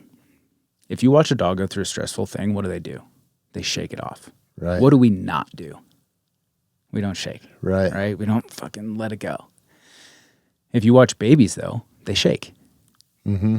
Right? So at some point in our development, we stop doing the natural, the body's natural, like, stress reliever. So she literally gets you, it's fucking crazy. She makes you go through like 3 different like positions and exercises, and like wall sit to this, to that. And then she has you lay down and your body is just going to start fucking vibrating. Really? Yeah. It's not forced. It's you do the certain movements and it triggers something. I'm not the expert. I've just done it. Triggers something, you just start fucking shaking. Usually it's like wherever your tension is held, that's where you're going to shake. So for me, it's my legs. My legs just start fucking vibrating. And I get that when a giant bull elk is screaming in front of me and I have to draw my bow. I'm like, fuck, man. No matter how many arrows I put down range, I naturally get it. And I get it too. Like, it's weird that you say that. This is the first time I've heard of that. I call it like getting the heebie-jeebies every once in a while. You'll just like, fuck. Yeah. I don't know if I have Tourette's or a small case of it or something, but like occasionally I'll have a fucked up thought or something like that, and your body will just naturally like cringe or shake a little bit, right? Yeah. So I think it's that, but it's way more intentional, right? Like it's you shake on and off for like 3 to 5 minutes at a time, and I love it. Like I'm like, this feels so good because like it's all my stress just gets washed away. Really? Yeah, it's phenomenal. And like the breath works, she does what's called conscious connected breath work. It's like just breathing in a circle essentially, but it can for some people it'll actually like create hallucinations, like being on shrooms or whatever. But again, it's just like it's an internal process. There's so many natural ways to hallucinate. Yeah, breathing. It's crazy. Float tank. Have you ever been in one of those? I have. Yeah, that's fucking wild, man. Like I'm honestly kind of addicted to it. I wish I could afford one. I wish I had a dump truck full of salt too. Yeah. Because I think it's like 1,500 pounds of salt that they put in those things. That's ridiculous. It's crazy to make you whatever that buoyant state is. But man, the only time I've done it is in LA at the Float Lab. And when I go back, I'm like, do I have time to go to the Float Lab? Yeah. Because it's wild. 30 minutes in that thing and you're fucking on a journey. Yeah. Yeah, I did the float tank. They have a couple in Denver. Do they? In the Rhino district. Okay. So, that makes sense. Yeah, right. Yeah. So I did I'll one. have to check it out then. And it was awesome. Yeah. Just sit there. Like my wife hates it though. Really? Yeah, she's claustrophobic and some other things. Yeah, I She's think like, you have to be okay with water. You have to be too, 'cause okay. yeah. It's crazy. That's the only time in my life that I've ever floated on water. Yeah. I cannot float. Oh, really? You Just put me in the naturally? ocean, I cannot float. Really? Yeah, I'll be there in my you big chest, all that, As soon as I get like parallel, my legs sink and I just fucking I cannot float. I've never been able to. Ever since you I was weren't in the Navy then, huh? Yeah. Ever since I was a little kid, swimming lessons are like teaching you how to float. I could not do it. Really? I still can't. We went to Not even if you lay back and put your ears underwater. Cannot do really. it. But the float tank, you're good? But the float tank I can because all that salt keeps my fat ass up. It's crazy, man. For people that are listening that don't know what a float tank is, they put so much salt in it that it makes you like a zero gravity type feeling. So it's the only time that I've ever felt like no matter if you lay on the most perfect bed or whatever, right? You don't feel weightless. Like you feel like a feather in that thing. Yeah.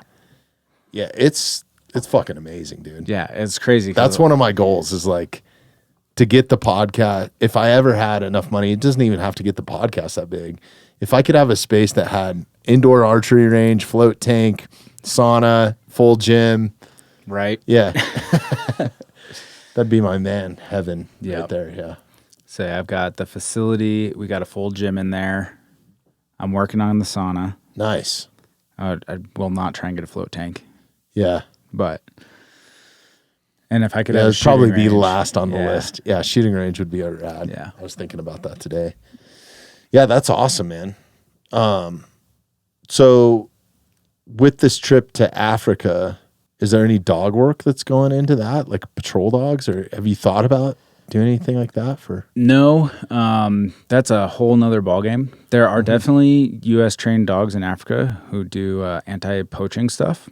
And when I'm there may be some conversations that get to happen depending, because we're going to go to a couple of wildlife reserves and things like that. So if the opportunity comes up, I'm going to have those conversations, but it's not the goal. Right. The goal is to really help the kids out and support the school and also experience Africa for us. It's so rad, man. Like that place is special, Yeah. man. But if the opportunity right, I think I'm always looking for business, man. Yeah. Businessman, right? Entrepreneur. Yeah.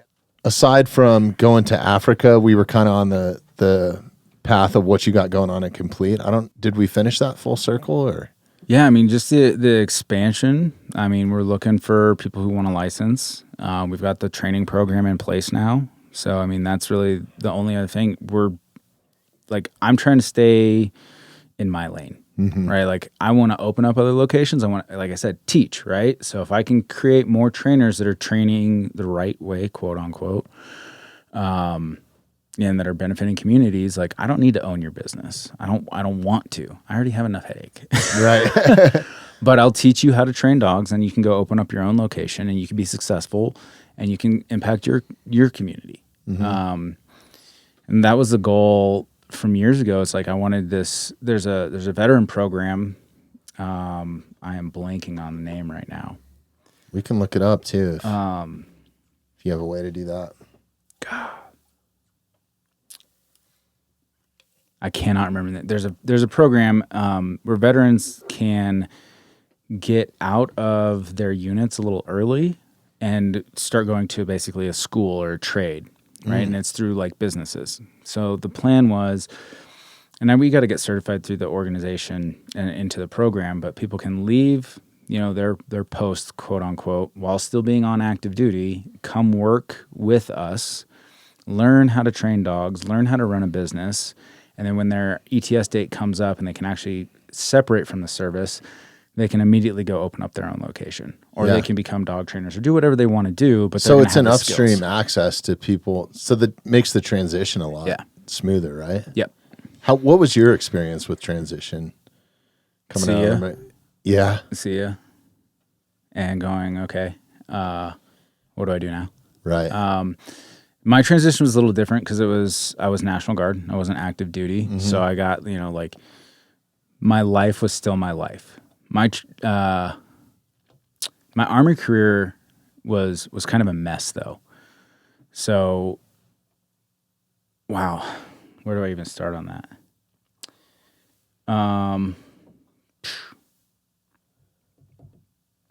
Yeah, so we can pass on this one too. No, it's not. Yeah. It's just fucking like trying to line it all up. Right.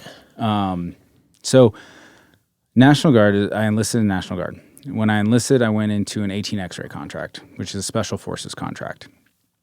So I went through basic training, passed all that with flying colors, went into airborne school, got hurt in airborne school. So got hurt. They wanted to recycle me, and I had a torn labrum. I don't know if you guys know about jumping out of planes and landing on doing PLFs, but you land on your shoulder every single PLF you do. So like my shoulder wasn't going to get better. And even if it was healed and I go right back into that, I'm getting hammered again. It's probably going to tear or something's bad's going to happen, right? Holding risers and then falling right on a shoulder injury. So I ended up fighting with the liaison at airborne school and getting sent back to Colorado to get put into like a pre-selection unit essentially. So it's like you're not special forces, but this unit is sending you to special forces essentially. And so I did my first like drill weekend with those guys and just got hammered. Ended up going on a ruck march. I fell down with 80 pounds on my back, plus I was holding a 5-gallon water bucket above my head when I hit a pothole in a 12-mile ruck march and landed directly on my left knee. My left knee still hurts today, and it's like fucked from that one incident. So after that injury, so 2 injuries back to back, they're like, look, you can reclass as a cook and stay in the unit until you get healed, and then like do all that. And I was like, I'm not fucking doing that. I'm not going to be a cook. I'm tired of getting hurt. I'm tired of getting beat up.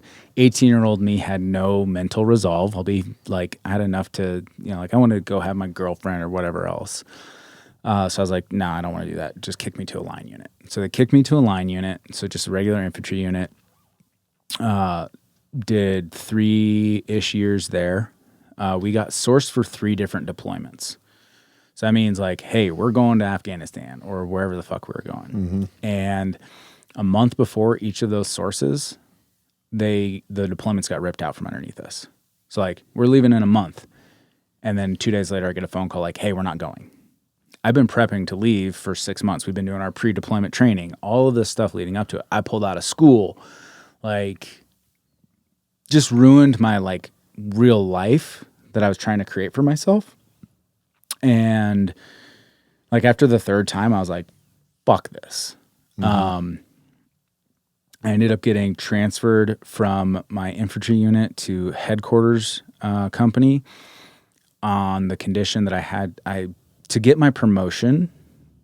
It was like politics. To get my promotion to sergeant, I had to transfer units and be a part of the scout sniper team, which no big deal. Like I'm qualified for that. Like it wasn't sniper qualled, but like I was expert marksman. I was a DMR for my team, like team leader, all that shit. So it was a logical move for me. But then when I got out, so like they're like, we'll send you to sniper school if you stay in. And I was like, I'm fucking tired. Like I'm tired of getting janked around and like trying to live that dual life of like military one day and then civilian the next is way more difficult than I think just being immersed into military life. Like if it was just military all the time or just civilian all the time would be easier than like, because we had the Black Canyon forest fires that came up while I was in, the flooding up in like Loveland, Greeley, Fort Collins. I got pulled out of work, I got pulled out of school, and I had to go work those things, right? Like national disasters, I had to go work. So like uproots your life. Yeah, you're getting Army pay, which is not comparable to civilian pay. Right. And so like there's just a lot of getting yanked around. And I was tired of it. I said, if you can't give me a canine position, because I just started getting into like dogs as I was getting out. Oh, really? Okay. Yeah, I like had my first dog and I was learning and I was like, if I'm going to do this, I want to be in canine for real. And they're like, well, the only canine handler positions are in Arizona and we're not sending you out. And I was like, okay, well, I'm not staying in. So I got out. And when I got out, I told everybody, like my team, I was like, I'm not re-enlisting, guys. Like, this is the thing. And that was months before I was actually supposed to get out, like completely separate. For the next like 4 months, like my team didn't treat me like I existed. It was like, oh, you're leaving. So like, you know, we're going to shun you. And it was just weird, you know, because like me and my team were solid, like we're good, like there's no issues, there's no drama, there's no bullshit. And then like, hey, I'm leaving you guys. And it's like black sheep now. And like, I'm your fucking sergeant, dude. Like you can't black sheep the guy who's in charge of you. Right. Apparently you can. Okay. So I got out, I was just like, they were like, peace out, fuck off. And so I've maintained literally 0 relationships from the dudes in my unit. Some of my guys from my previous unit I'm still friends with, like before I transferred to the scout platoon, but just weird. Yeah, it's a crazy run, man. And then the transition, like, because there's like an element of structure, and I was like, cool, I have freedom now. I don't have to worry about getting called out to do anything. So my civilian life really like picked up. I was able to like settle into work a little bit more and focus on, you know, growing my business, because that was the other side of it. It's like I had just started training dogs, kind of on the side. It was still a side hustle. It was a side hustle from 2012, 2013 to like 2018 when I went full time. So it was definitely like I was either going to get immersed in the Army and like learn how to train dogs for real, like not through experience, but like get somebody to teach me, or I was going to learn on my own. And I opted to learn on my own. That's right. So. And that's been, would you say it's the most beneficial thing that's happened to you? Being around the dog industry, I guess. 'Cause it's really an industry almost. Yeah. Right? Like when it comes into like all the products and all that sort of stuff, is it something, I mean, obviously it's a passion with as far as you've taken it, and the way that you explain it to me for the greater good of not just the greater good of humanity. Yeah. And pets, right? Right. Yeah. Yeah, I think that for sure the best thing happened to me was taking the leap to go full time. For me personally, like financially, all of that, like it's been a godsend. Like yes, there's been definitely times where I've struggled and like we can't like can we buy ramen? Right. But perseverance on my end and proper planning and management and all that has really paid off. And those are things that the Army, influenced. I don't want to say they taught me, but they influenced that mindset of like, yeah, shit's sideways, but like you can fix it. But the dog world and the industry and the people that I've met along the way have been like my best friend I met through a seminar. So it's been huge for me as a whole. I love the industry. There's absolutely parts about it that I fucking can't stand, but it's been the best thing that's happened to me. And I will never complain about anything. It's so rad, man. Well, I love what you're doing, man. You've helped me. Yeah, dude. And just those little tricks and tips. Trying and to help everybody. Get some more help. We're coming up on time here, but I wanted to talk to you about personal protection and using dogs. As far as if it's one-on-one personal protection for yourself, but maybe for the next level of it, if you were doing it for an elite or somebody along those lines. I'm around that a lot. I don't see a whole lot of dogs in that space. Is that something that is available or something that you could train, like some sort of, I don't know. I don't even know where you would start and what the purpose would be. Yeah. But like you look at these situations like the Charlie Kirk thing or the whatever, right? Like I feel like it's a gap somewhere in there where I don't see dogs where they could be useful 100%. In some sort of form or fashion. 100%. So let's take a 2-minute break. Absolutely. Yeah, me too. All right, cool. Let's take a break. If you're not checking out the Mountainside Podcast on YouTube, you absolutely should be. If you like the content that we create here and you want to help support the podcast, please take a moment, subscribe to us on YouTube, and hit that notification bell. I'm glad you called the break. I got to get better about that. I get so in the moment and so wrapped up sometimes that I just fucking keep going. I know. Marathon. It's all good. Yeah. So I think we were on like personal protection. You were talking about personal protection, like more so what I was hearing was like executive level protection. Executive, and then also the other thing that kind of brought it up is, we had a school shooting here. Oh, yeah. And I just look at what they've started to implement, and this is no knock on anybody that's involved.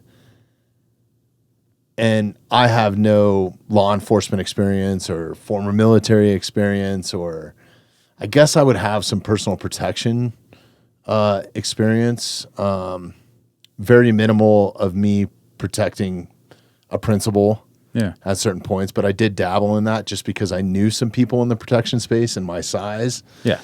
Where I took a couple like freelance jobs early on in my rock and roll career, but I worked with security hand in hand and personal protection guys hand in hand, fucking 200 days out of the year, a lot of times for multiple years, outside of dressing rooms and getting an artist from a stage from a dressing room to a stage and then having fallback point and figuring out where all that stuff was in the venue and communicating that to the security when they do show up with said principal, right? Right. I've just never seen a dog in the space, and I've always thought like it could be so useful. And where I really think I could see it is maybe even in some of these schools, in some sort of form or fashion, like whether it's apprehension from an active shooter, maybe, I don't know. Like there's just a thought that I had. So that conversation has been a conversation for a while. Really? Specifically with the school active shooter. Mm-hmm.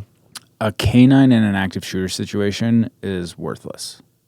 And the reason being is because you never meet lethal force with less than lethal force. So a canine and a law enforcement standard is less than lethal force on the force continuum. So, you have like taser, not going to kill somebody. Canine, not going to kill somebody. Then you have, as you stair step things up, right? So a dog is considered essentially a taser. I mean, taser with teeth, right? And it does not make sense to send a dog or a less than lethal apparatus, right? Whether it be you're not going to use a less than lethal tool when the threat is lethal. You're already at a disadvantage there, right? Right. There's a company that was claiming that they could do active shooter dogs that would search and find the guy who's shooting the gun and search the whole school to find the person, and it's just like trying to capitalize when school shootings were like, not say they're not like. That's kind of the fucked up part, is it's turned into an industry a little bit, right? Like, yeah. And when people are trying to like capitalize, and like if you break down like dogs, you teach a patrol dog, right, to go after, the school shooter, the guy, the active shooter. Well, we know that the active shooters are generally like kids, right? So we have to train how we fight. There's no difference. So we have to train this dog to engage small people or kids, but also we have to teach them when there's an active shooter, you have to go find, this guy's like process. Like if there's an active shooter, don't bite anybody except for the guy who's shooting the gun. I can tell you from a genetic standpoint, these dogs, you're going to see a little kid running and fucking smoke the shit out of them. Right? They'll be like, ooh, kid, bam. That's just how it's going to go. There's no way to proof a dog off of that and teach them to only find the gunfire dude. And again, at the same time, like, it's lethal force. Dude's going to shoot the fucking dog. Right. Right? You just don't use dogs in active shooter situations, regardless. There's a saying in the industry, a gun call is not a dog call. Period. So, like in that situation, no. Anybody who advocates for dogs in active shooter situations doesn't actually know dogs. As far as like executive protection and working as like private security teams, there are teams that utilize them. They're few and far between. I think that the way that security teams operate is not conducive to using a dog on the team. And I don't mean on like operation, on like day-to-day transporting the principal wherever he needs to go. It's like security teams like work in rotations, they're on call, and these different things. So if you want a dog on staff, quote unquote, you've got to have multiple dogs, right, paired with multiple handlers, or because the dogs need rotations off too. They can't just work 24/7. Right. So you have to have multiple dogs, multiple handlers that are proficient and certified with those dogs. I think it really boils down to being like a logistical nightmare for the security teams. And we have like a couple of things that apply, right? You have like, you can have threat mitigation with a dog. You can have the actual apprehension. You can have detection. You can do like body-borne detection and things like that to like search people who are coming into a venue. But when shit hits the fan, I think that that's probably normally it's going to be in a crowded environment too. Right. That's why you have personal protection, right? Right. Yeah. And that's managing a dog in a crowded environment sucks. I don't care how well the dog is trained. Like it's chaos. And now you've got this thing with teeth attached to you that's maybe trained to bite. Maybe it's just a detection dog. It doesn't really matter. It's fucking hard to manage a dog in that type of environment.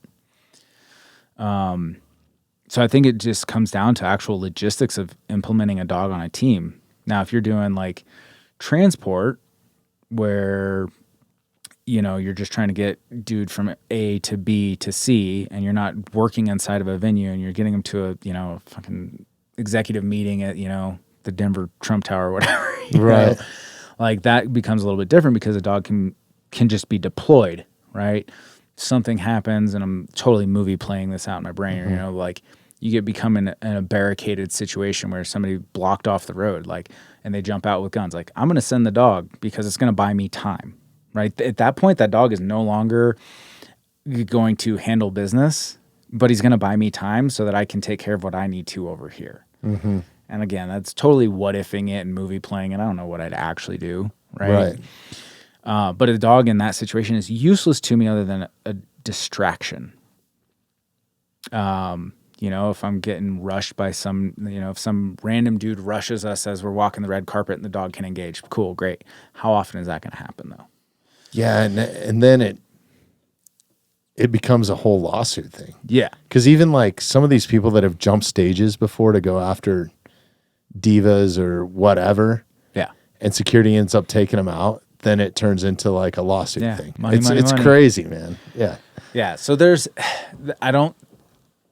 I think it's a great deterrent, right? Like, oh shit, they got dogs. Do I think the operational capacity of a canine in executive protection is ideal? I don't. Okay. That's maybe- probably why I don't see them then. Yeah, maybe if it was like posted security at a house or something. We've actually gotten calls for that. And the whole like crypto scandal where that dude jack billions of dollars from. Yeah, we got a call from that dude's security team because they wanted dogs on site. That they actually like another side story. Yeah. They actually didn't want the dogs that they thought that they wanted. They're like, we want protection dogs, and then it turned out they wanted a dog that barked at people, and I was like, go get a fucking Chihuahua. Right.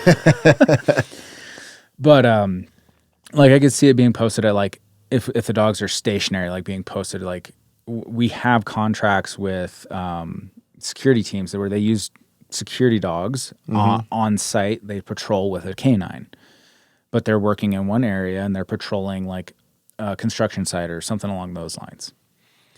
From a school perspective, you don't want an apprehension dog at a school. Right. If I was to choose, you know, from my perspective of being canine and also caring about the community and knowing the presence that our dogs have, I'd want to do a pointy ear detection dog, right? Like, so I want a dog that looks spooky, but isn't actually going to bite people and is going to be doing probably like airborne odor for, you know, guns or Firearms. Yeah. Yeah. Because then we're getting the deterrent factor of the dog looks spooky, so I don't know if he does or doesn't bite, right? But your floppy-eared lab or German short hair pointer. That's kind of where I was going with the schools, like just as kids are coming into school, right? Because it's so easy. Like there's been instances where kids have brought them in instrument cases or whatever, right? Like. So I'm actually fairly familiar with the situation in Evergreen. I actually know the canine team running the contract right now. So it's a pilot program or long-term, whatever they're doing. I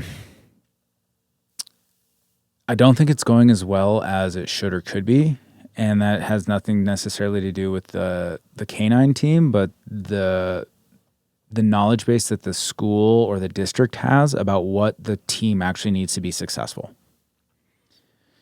And not trying to throw anybody under the bus or point fingers, because I'm not involved in the situation as an operational aspect. I just know the team working it, and I know what I've been told, which is one side of a story. Sure. Right? So, but that one side is, you know, a little bit more trusting than the other side because of what's actually going on, you know?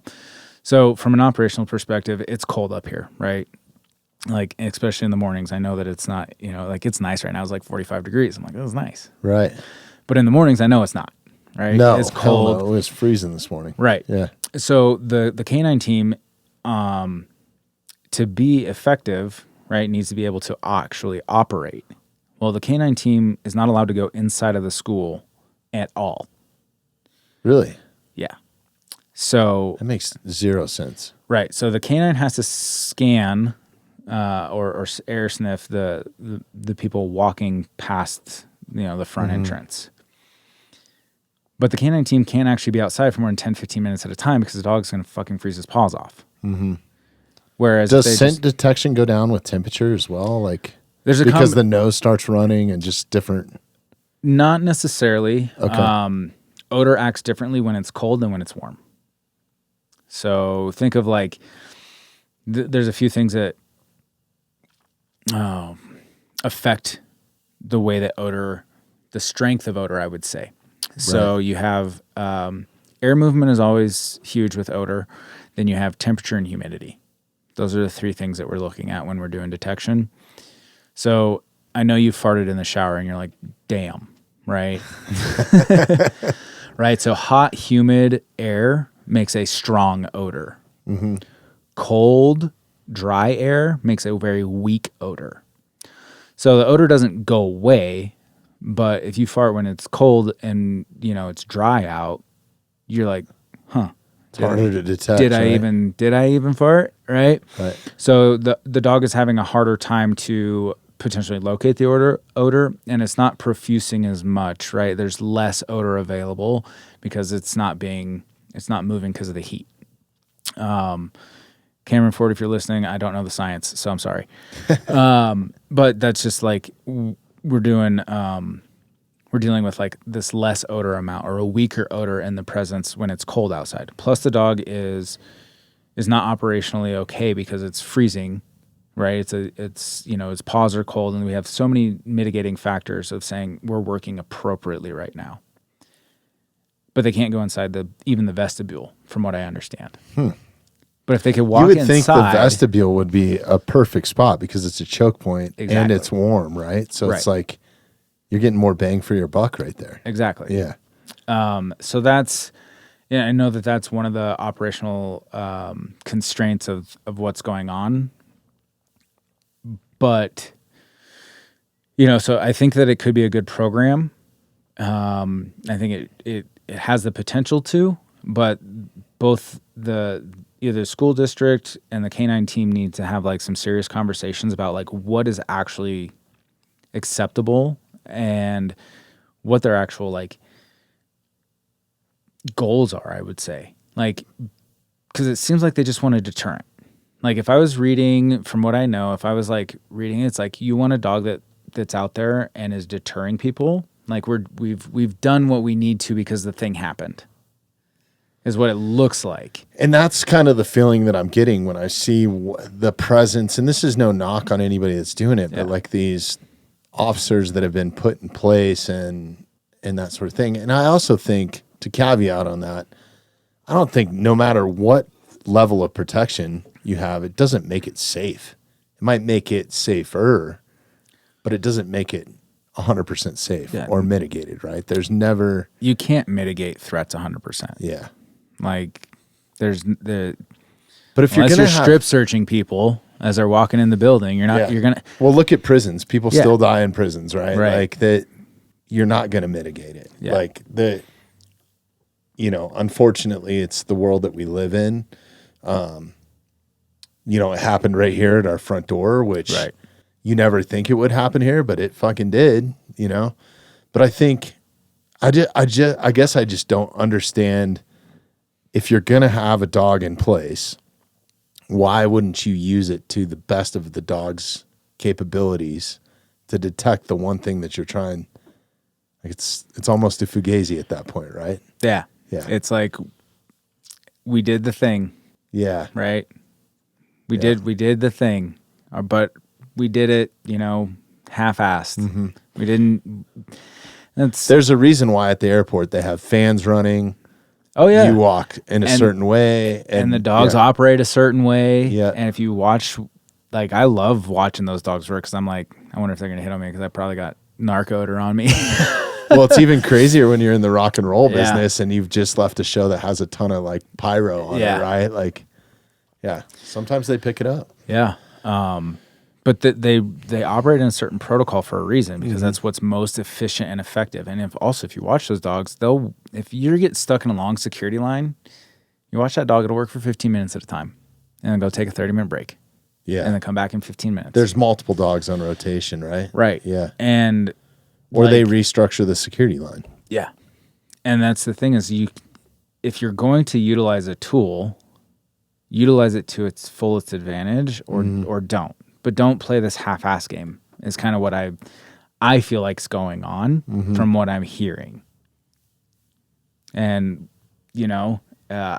political nonsense, I'm not a big fan of dealing with anything politics-wise, but, like, I think it's a CYA. Right. It's a cover our ass thing. And if shit happens, we have somebody else to point a finger at. Right. That's unfortunate, man. So I hope that's not the case. I hope because I know that the handler and the district are having a conversation right now.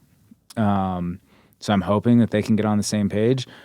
From what I understand, the handler has said that if if they can't operate safely with the canine, they're pulling themselves out of the contract, which good on them because Is it a private contract or is it law enforcement? it's a private contract. Okay. So, but like, you've got to take care of your dogs. You got to take care of your people. And if you're not, if the school district or whatever's going on there is not willing to take care of those two things, then I would pull my people out too. Mm-hmm. Right? If you're not allowing me to do my job efficiently, you're causing potential safety risks for me and my team, including my dog. Like, you actually don't want me here. Right? That's all the messaging in the world says. You don't actually want me here. You want me to look good. You want me to be your little flashy pony, but you're not willing to do what I need. Deuces. Well, it's almost like if that dog was inside, then all the parents aren't seeing it in the drop-off line, right? Yeah. So, I mean, you put 2 and 2 together, right? But whatever, man. Like, I guess it's not our soapbox to stand on, but I am concerned about it, right? Like, yeah. Who knows? You know, yeah, it's you don't know. That's the thing. Exactly. And like, I always use the thought process of, from like a personal protection standpoint, whether it be a gun, a dog, whatever, like a fucking knife. If you're going to utilize a tool, you better know how to utilize it. And you better utilize it to its fullest effectiveness. Mm-hmm. Because if I go and I'm in a situation that I need to pull my gun and protect myself, and I fucking forgot to load it, that's a problem. It's honestly why I don't carry a gun for protection, because I'd probably be less efficient with it. I should carry my Matthews bow with me, right? Yeah. I'm more efficient with it than but the scariest part of that, right, isn't that the gun malfunctioned. Mm-hmm. It's that I was walking around with a false sense of security. Yeah. If I think I'm secure, I'm acting differently than if I know I'm unsecure. Mm-hmm. Right? So think about all these kids walking into school, right? And this is kind of like, I'm extrapolating here, but all these kids, oh, there's a gun detection dog here. I'm safe. Right. The dog is not being able to work at its optimal capacity. Mm-hmm. You see where we're seeing a false sense of security?